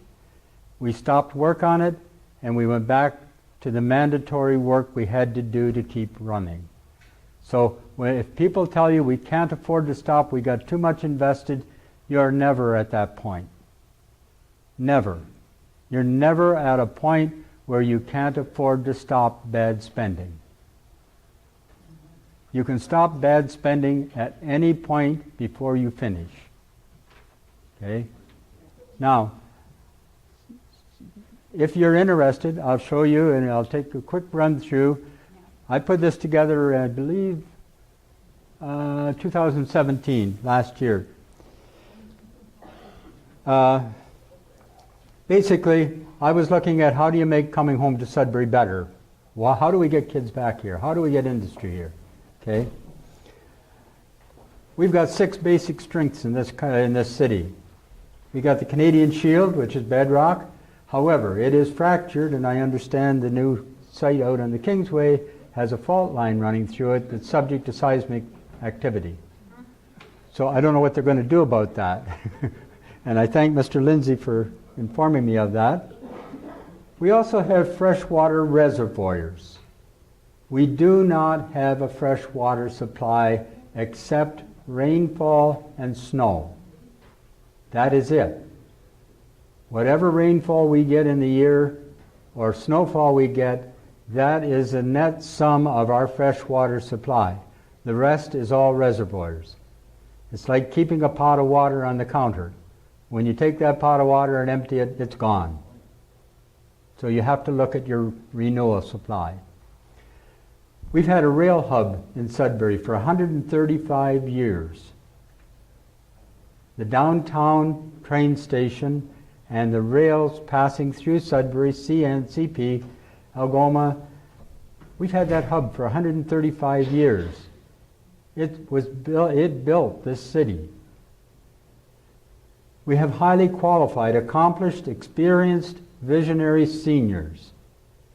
The seniors in this city have the highest technical capability of any city I've been in. The retired engineers from Inco, Falconbridge, and all the other assets that we have are incredible. When I was in the engineering department back 30 years ago, the engineers we had could have built anything successfully. So those engineers are still out here. They're retired, but they still have the thinking power.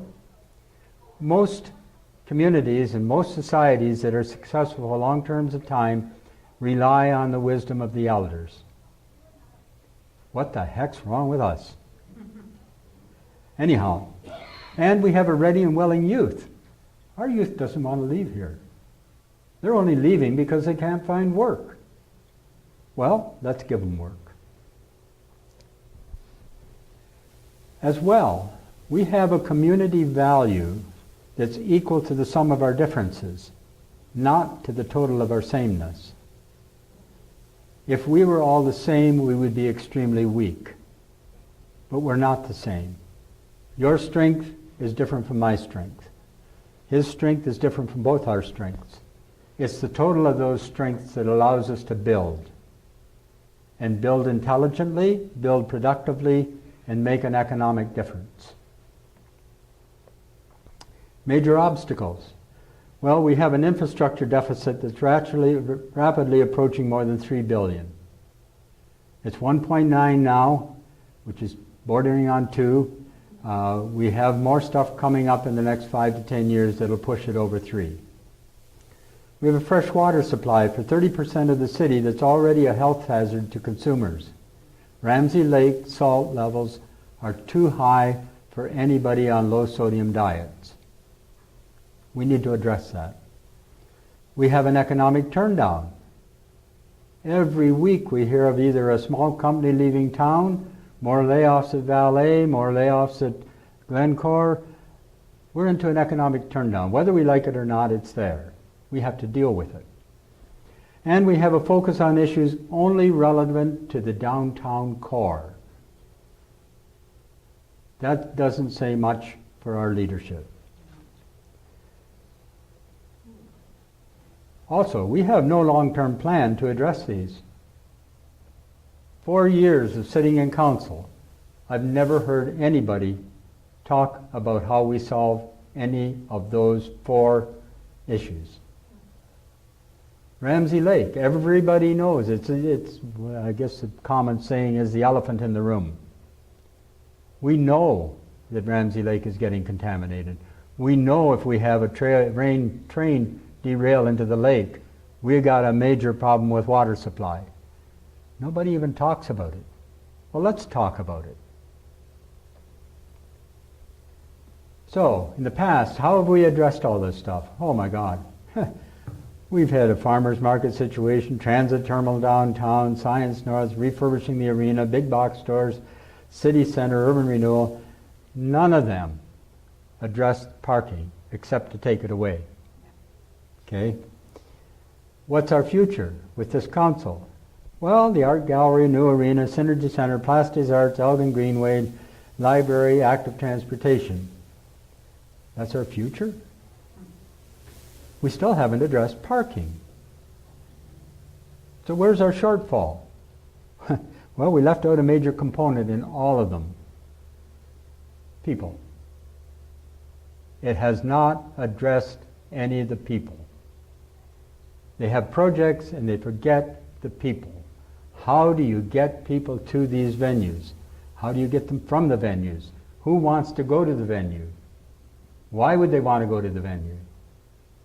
We have an arena proposed that will service maybe, if we're really lucky, 6,000 local residents out of 160,000. And we're going to spend $100 million pleasing that 6,000. What about the rest of the people? Oh, well, they don't count. Well, they do count. So, let's take a look at downtown Sudbury. This is taken on a midsummer day.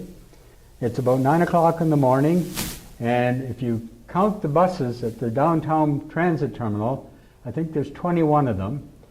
But that's not the key point. Try to find any pedestrians on the street. There are none. So where are they? Well, at 9 o'clock in the morning, they must all be workers downtown. They're not clientele. These are workers.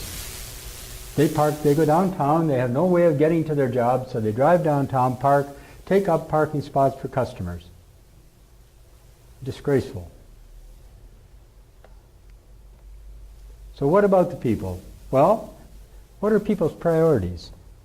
Number one priority in Canada for people is mobility, individually, cooperatively, or en masse.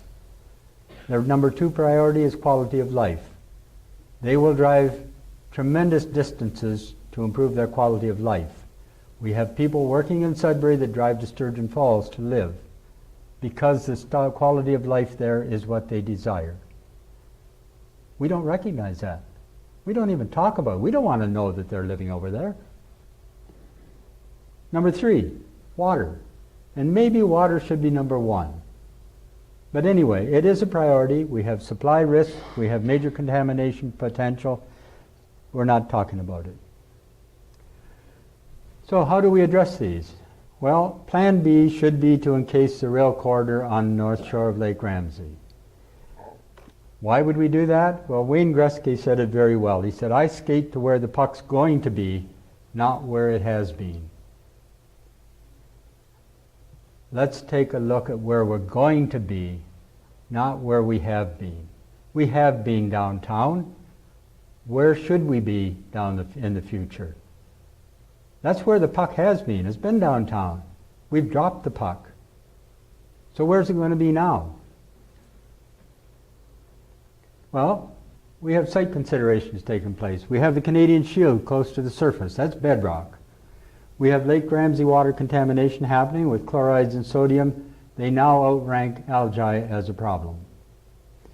Existing risk of major contamination is there every day a train passes that lake. There are twin rail lines through the city. We have more than 60 years of experience in self-propelled, small volume rail mass transit between Sudbury and White River. We've been operating that for 60 years. A bud car, 2 bud cars. They're self-propelled.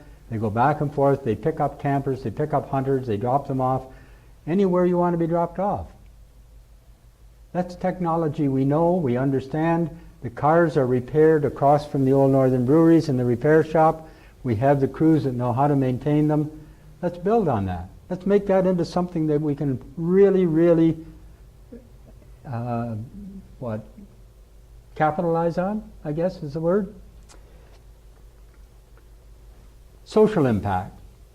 Well, if we use a rail corridor to facilitate performing arts, library, art gallery, maximize natural aesthetic appeal, improve public transit, provide a walking trail from John Street to Finlandia, a cycling route from downtown to Moonlight, improved accessibility for Finlandia residents, a condotel, and I'll explain that in a moment, and improved treatment of veterans.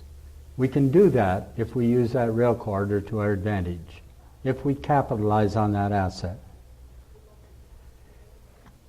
The existing rail line runs along the north shore of Lake Ramsey, all the way out past it, and coming up I'll show you 4 different sites and what we might be able to do. I haven't addressed the 5th one.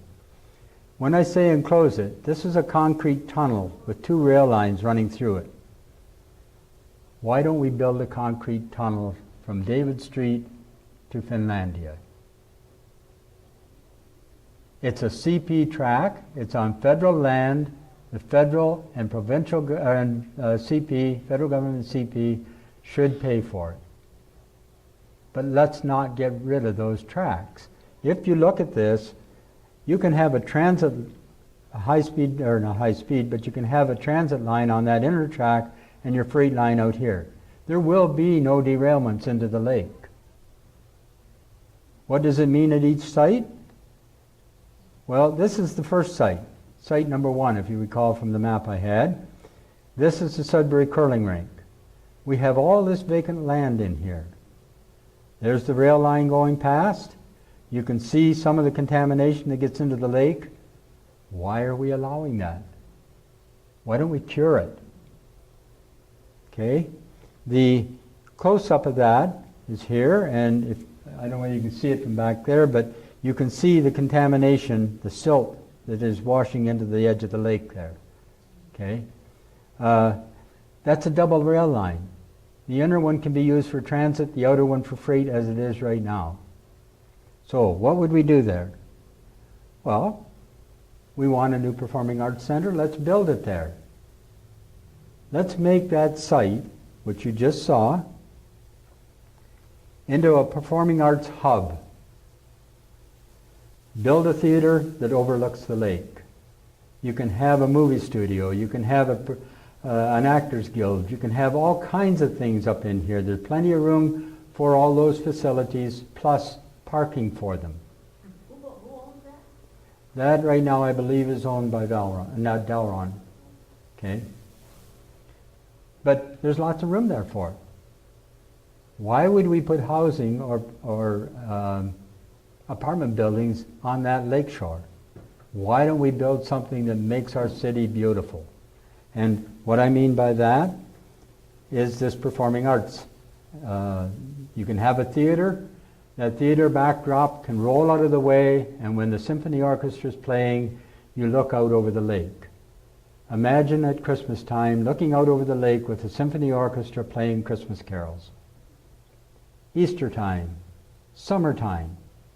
And to give you an idea of what can be done, this is what they did in Italy. They had a worse situation. They had their rail yard right behind their theater center. This is their theater center that overlooks the lake. Actually, it overlooks the Mediterranean. The rail line that we have would run underneath that if we did this. If you go back, that is the view that you would have while the symphony orchestra plays. So, if we go to the next site, it's out a bit further.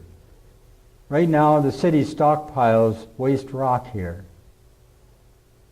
You can see, and in this one it's a little bit clearer, you can see where the silt has been washing into the lake, contaminating it. There's a plume right there that comes from either a sewer line or drain line of some type, and I have a close-up of that. But we have all this land here that we could do something with. You can see the plume there a little bit better. It's right there. It's coming out of a drain, so I don't know where it's coming from. The double track is still there. So what do we do on that site? It's a perfect location for what I mentioned as a convalescent hotel, condotel. It's convalescent on the bottom 2 floors for people who need some long-term serene surroundings while they recover and they can't leave the city because of medical attention needs. The top floors can be luxury condominiums that you rent out. People coming into town who don't want to stay in the average hotel, they rent out these condo rooms and they have a view overlooking Lake Ramsey. You can charge a premium price for those rooms. Those prices would finance the convalescent area. I forgot on the first one, it's the same thing.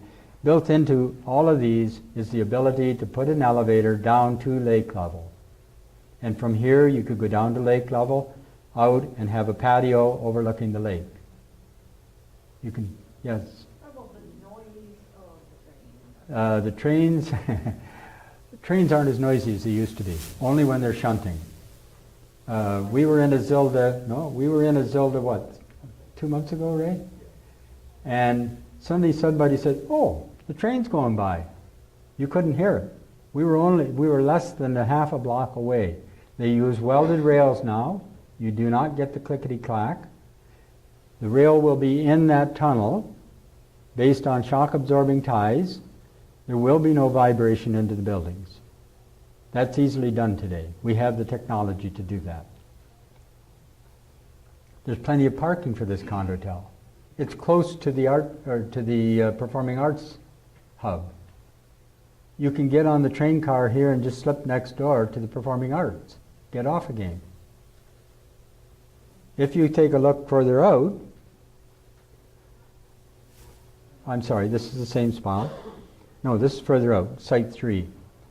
This is where you can have your visual and literary arts. Again, a high degree or a high volume of vacant land. And you get to this off, what's the street there by you, John? Just off of Bellevue. Bellevue. This street comes up and it's currently dead end up here. But there's lots of land there. You can build a library, an art gallery, an ethnic multicultural center there. There's lots of room for it. It would look something like this, where you'd have your library, art gallery, multicultural center up here, and on top of the rail line, on top of that tunnel, you would have an ethnic food and craft emporium. You can have people at different ethnic groups bid every couple of years to get access for those, rent those. You can have the elevator down to water level, you can have docks in the lake, boaters in the summertime can come in, dock, go up to the food center, eat, and go back again. The view out of there again is across Lake Ramsey. By the way, I forgot to mention, the top of this tunnel is concrete with a guardrail on each side. It can be a bicycle highway from David Street all the way out to Finlandia and beyond.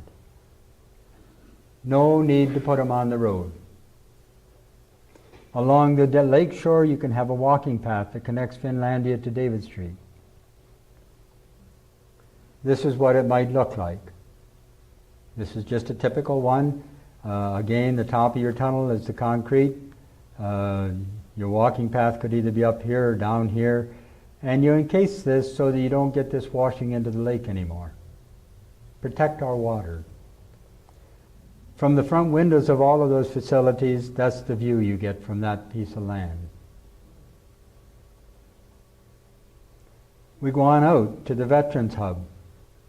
This is the Minnow Lake Veterans Legion. Okay?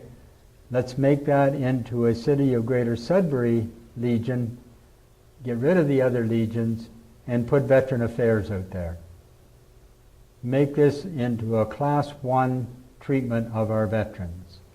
To get from the rail line to there, you simply put a level platform tramway up the hill, enclosed, out of the weather. You can get off the rail car in your wheelchair, wheel onto the tramway, go up, wheel off into the center. Easy to do. It's Veteran Affairs. Veteran Affairs should pay for most of it. Why would we? Okay. Again, the concrete tunnel gives you your bicycle roadway, your walkway along the lake, and this would be your tramway up to the Legion. So how is all this possible? What does it fit into? As I said, Sudbury has been a rail hub for 135 years. We have rail access to White River. The rail lines are there. They're operating. We have rail access to Sault Ste. Marie. We have rail access to Cape Real and North, to North Bay. We have 2 rail line accesses to Toronto. These are tremendous. We don't have to build a rail system. All we have to do is buy the rail cars and get somebody to operate the system. That's it. Okay? So what does that mean to the city? Well, with these rail lines, you can pick up clientele and customers from all of these different areas and bring them into downtown Sudbury. Now, if you live in Chelmsford and you work downtown Sudbury, it's the middle of winter, if you can get on a rail car, go to the CP station and walk 2 blocks to your workplace, would you drive? Not a chance. If you were going from Labatt to downtown Sudbury to a Wolves game at the arena, if you could hop on the train, go down, get off, walk across the street, enjoy the game, have a few beer, get back on the train and go home, no drunk driving, no winter hazards, you're back in Labatt. If you live in Espanola and you're a college or university student, if you can go from the university to downtown Sudbury on the bus, hop on the train, go out to Espanola, on the way home, you have Wi-Fi connection, you do whatever homework you need to do, whatever research, you get off in Espanola, the rest of your night is clear. You can live. If you're driving, you have to drive that distance, get home, do your work, there's no chance for you to live. Your lifestyle is enhanced dramatically. The same thing, once you're in the side of the city, you can interconnect with each of those rail hubs to different streets. And how many of them you interconnect with is really a matter of how many clientele you would have there. For example, if you come into LaSalle Extension, get off the train there and get onto the city bus, you can go all the way across to New Sudbury to the shopping center. You can go back the same way. Or you can go all the way downtown, and if you want to go out to Coniston, you hop on the other one, go down out to Coniston. It's feasible. It's cheap. How? These are the Bud cars that we presently have running back and forth to White River. They're self-propelled diesel engine. They run most of the summer and winter and fall months, or spring and fall months. As I said, they're maintained across from Northern Breweries. What would it look like today? Well, these are the modern ones. They run on natural gas. They're quiet. When they're parked, you shut them off. You don't shut off the diesels in cold weather. They sit there and idle, polluting. So this is done. These exist. This is not new technology. Many of the poorer countries of the world rely on this technology because they cannot afford GO trains. They cannot afford cars. These are relatively cheap to do. This is Norway. Norway has these all over the place. That's 2 cars. Each car holds about 70 passengers. That's almost twice what a city bus will hold.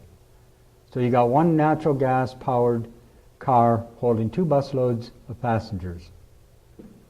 Think of the fuel economy, think of the reduced emissions, think of the, yes? And it's better for natural gas has to be compressed, and it's cheaper to compress it in a colder climate. Yes, absolutely.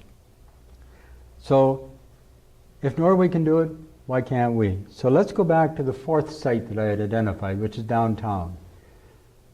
Let's designate it Turnatown. We just got rid of the theater center. We put it out on the lake where it's a tremendously attractive facility. So let's take a look at that square and see what we can do. These can be bought out. They can be done away with, whatever. Keep the arena. And by the way, this again is about 9 o'clock in the morning. Can anybody find any pedestrians in that picture? They aren't there. We are not addressing the people. They come down here to be played. It also gives you a spare arena for practicing for our OHL if the arena is on an event.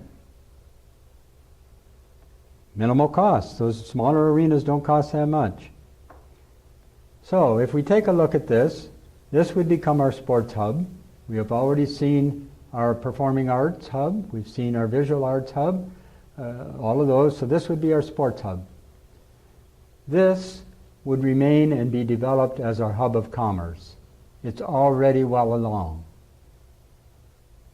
All the banks, the credit companies, that is our hub of commerce. Okay?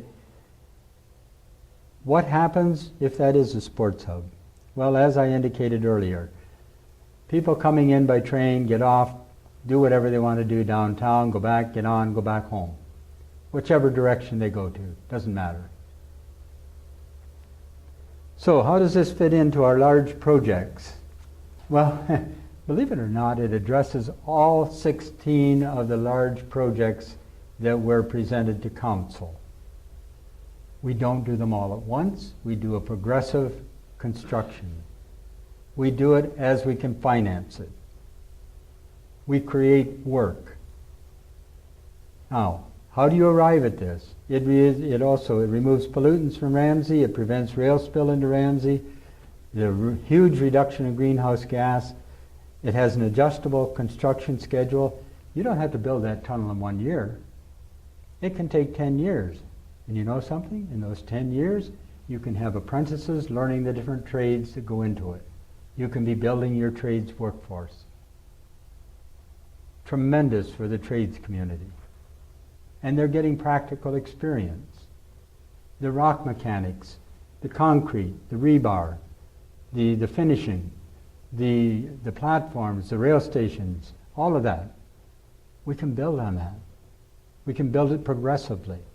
We don't borrow $100 million now. We borrow whatever's needed for the first stage, and we keep on expanding it.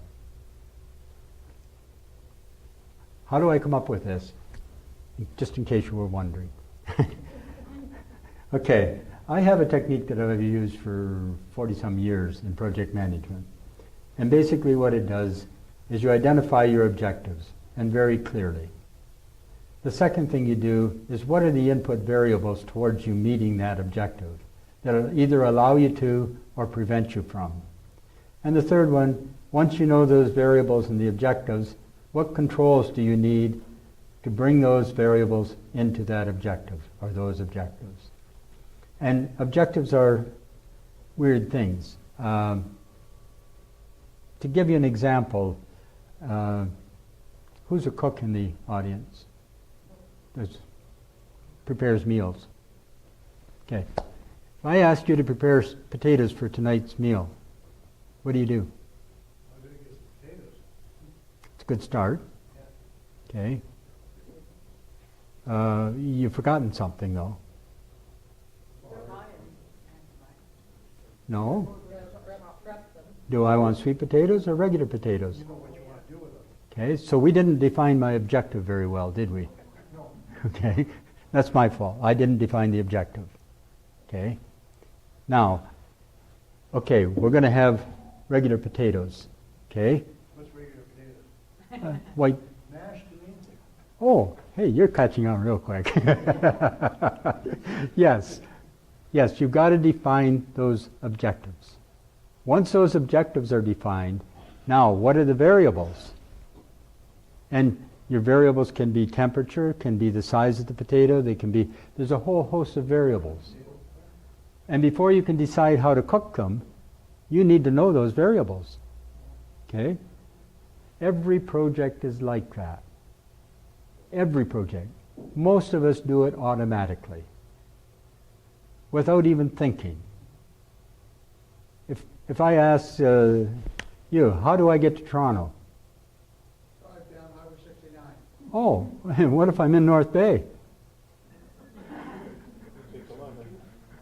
Yeah, and what if I don't have a car? So, yeah, like going through this process gives you control of what you're doing. Okay? So that's what I've done. And as you can see here, I looked at employment, and you can't read it very well. I've looked at the environment, I've looked at the trades, and all of these things as objectives that I wanted to address in what I came up with. Okay? The objectives of where I was going. Okay? I also looked at the input variables. Population projections, that's one we've talked about here today. If you don't know what your population is going to be, how can you decide anything about what you do in the city? And we know they don't look at that. Economic mosaic. Just because mining is the economic driver today doesn't mean it will be tomorrow. Tomorrow, it may be IT, it may be health industry, it may be the space program. That economic mosaic that you're expecting to enter into, you have to know what it's going to be. So that has to come into the variables. Infrastructure priorities. Well, in this case, it's the Lake Ramsey water. Okay. So going through all those allows you to reach the controls. And in this case, the first control is a phased project. We cannot afford to do it all at once. It's that simple. The second one is environmental protection. We have to do everything in a manner that protects our ability to live in this community and our children's ability to do so. Alter the traffic mosaic. We don't need all this traffic going into the downtown. Let's put it where it's easily accessed. Why would you build a theater downtown where there's no parking, where there's trouble getting to it and from it? And if you're heading towards the theater and you get stopped on Elm Street by the train, wow, those trains are a mile long. No, don't face that problem. Put it where it's readily accessible, where it has attraction. Alter the transportation modes. Yeah. Why are we so hung up about getting rid of rail lines downtown? Every major metropolis in the world uses rail transit. They have to. That's the only way we have of moving large volumes of people economically and efficiently. Why are we lagging behind? These cars are cheap. Let's get into it. Let's put a test line in. Let's try it out. Establish the criteria for moving and expanding it. Let's interconnect it with our bus system so that they can come into here, transfer to a bus, and go to there. It's easily done. It's not rocket science. Well, yeah, rocket science is a bunch of gunpowder under a tin can. So maybe it is rocket science. And destination accessibility. How do we get people to it? Everybody's not going to go by car. Everybody's not going to go by cab. Everybody's not going to go by bus. So that accessibility has to take into account all the different modes. What I've offered here does. So let's take a look at money. This is a 10-year program that I've outlined here. And it may be 20 years. This is a plan. A plan is not cast in stone. A plan is exactly that. It's a plan, and when you meet an obstacle and have to adjust, you know what you're going to affect when you make that adjustment. Then you have a new plan going forward. No plan is better or is any good after 2 years. None of them. Evolution means that it's going to be no good after 2 years. Conditions will change. If you've been effective in the first year of your plan, you won't have the same conditions in the second and third year. Otherwise, you won't have been effective. So, 2018, these are just monies. They're fairly accurate, but they're top-down estimates.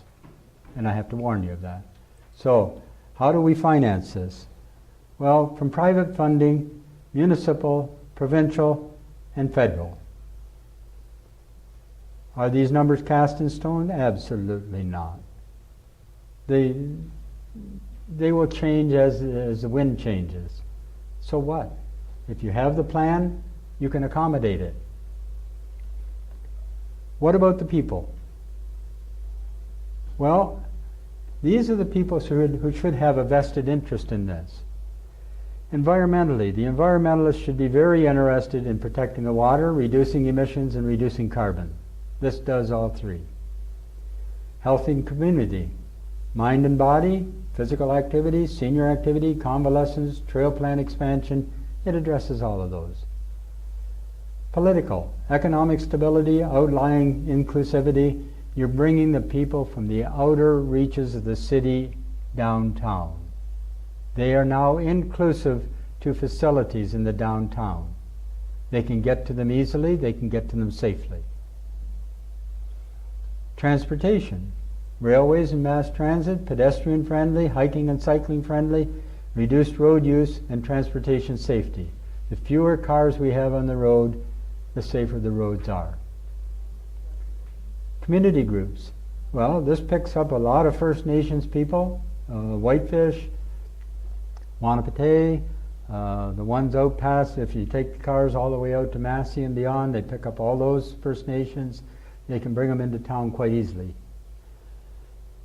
Veterans, it addresses ethnic groups, performing arts, visual arts, literary arts, construction trades. They're all addressed. Arts and entertainment, professional theater, amateur theater, ethnic, symphony orchestra, films, library, art gallery, sports, accessibility, tournaments, hockey, soccer, basketball, and many others. These people should all be crying for this if they know about it. The city doesn't want to hear about it. So, if we take a look at the Sudbury district, that's different from the city of Sudbury. The city of Sudbury is this area here. Okay? The Sudbury district is all of this.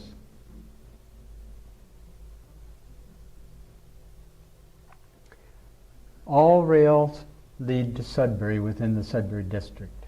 Okay? If you start up here, you can see the rail line picking up all those communities, bringing them downtown. This rail line picking them up from here, this rail line picking them up from here, this one from here, this one coming down through here into Sudbury, to the center of Sudbury. That's where all rails lead in the district. So you ask me what my vision is? That's my vision. Will I ever see it? Probably not. However, I believe it's possible. I know it's possible. I know it's possible financially. I know it's possible culturally. I know it's possible in every way except politically. That's the catcher. Yes, sir. That's a little question.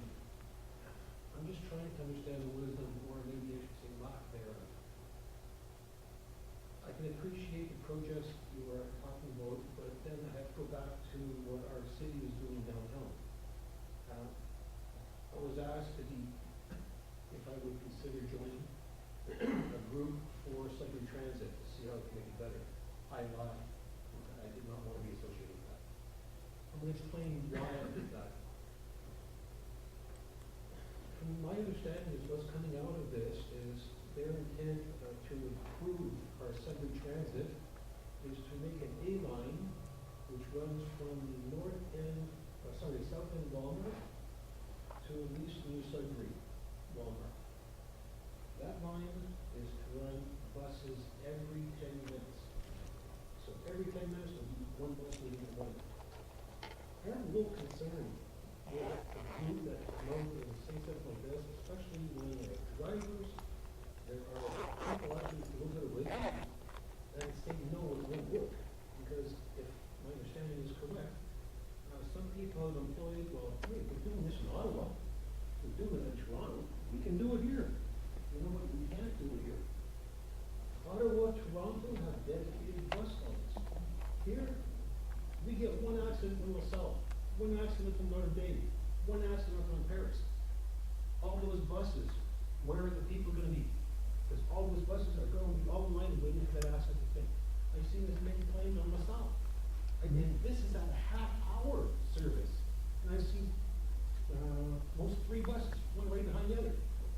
So, in all their wisdom with the city, how can they come up with a line like that when all it takes one accident, the whole thing's gonna crumble? So I'd like your opinion on that, because I honestly cannot understand these people. A big part of the problem in everything that the city does today, in fact, probably the major part of the problem, is we've become enthralled with high tech. We have a computer program for everything. Now, you have to understand and appreciate that a computer program is blind logic. And what I mean by that is if you're leading a blind person across a room and there's a hole in the floor, and you don't tell them about the hole in the floor, you know what's going to happen. They're going to fall through the hole. Well, a computer follows the same logic. It can't think for itself. It can't see what's ahead. Okay? So when you put something into it, it only sees the route that you've told it about. If you dig a hole in the front of it, it doesn't know it's there. It's going to fail. So when you have the accident, that system fails. Okay? They don't use common logic. Common logic would say, okay, if something happens there, what's my alternative? Now, Ministry of Transport does that. If you go to Southern Ontario now, you'll see emergency detour routes identified. If there's an accident ahead, traffic gets stopped, there's an emergency detour route around it. They've thought about it. They've said, hey, we're not going to let people sit there for hours on end. Here's a route around it. Take that route. City of Sudbury, why don't we do that? Because we're into computer logic. Our computer only knows what you tell it. And a good example of that is Maley Drive, the Maley Drive extension. They're predicting, I think it's 10,000 vehicles will use Maley Drive extension. Do you know what that is based on? It's based on Maley Drive extension going straight across to MR80. And because it goes straight across to MR80, people coming down from the valley will turn left, go across down to the shopping center or down to Silver Hills. Okay? That isn't what the Maley Drive does. Maley Drive comes along and turns down. So people coming from the valley now will have to come down, turn onto the extension, go back up about 1.5 kilometers, then across. You'll do that maybe twice. Then the next time you're going to go down to LaSalle and go across like you always have. Okay? Now, their predictions of traffic are based on that 90-degree connection to MR80. That's blind logic. So when you talk about the buses, yeah, where's the alternative? What are you going to do when there's that accident? That isn't considered at all. The computer program says it works. They do that in roads.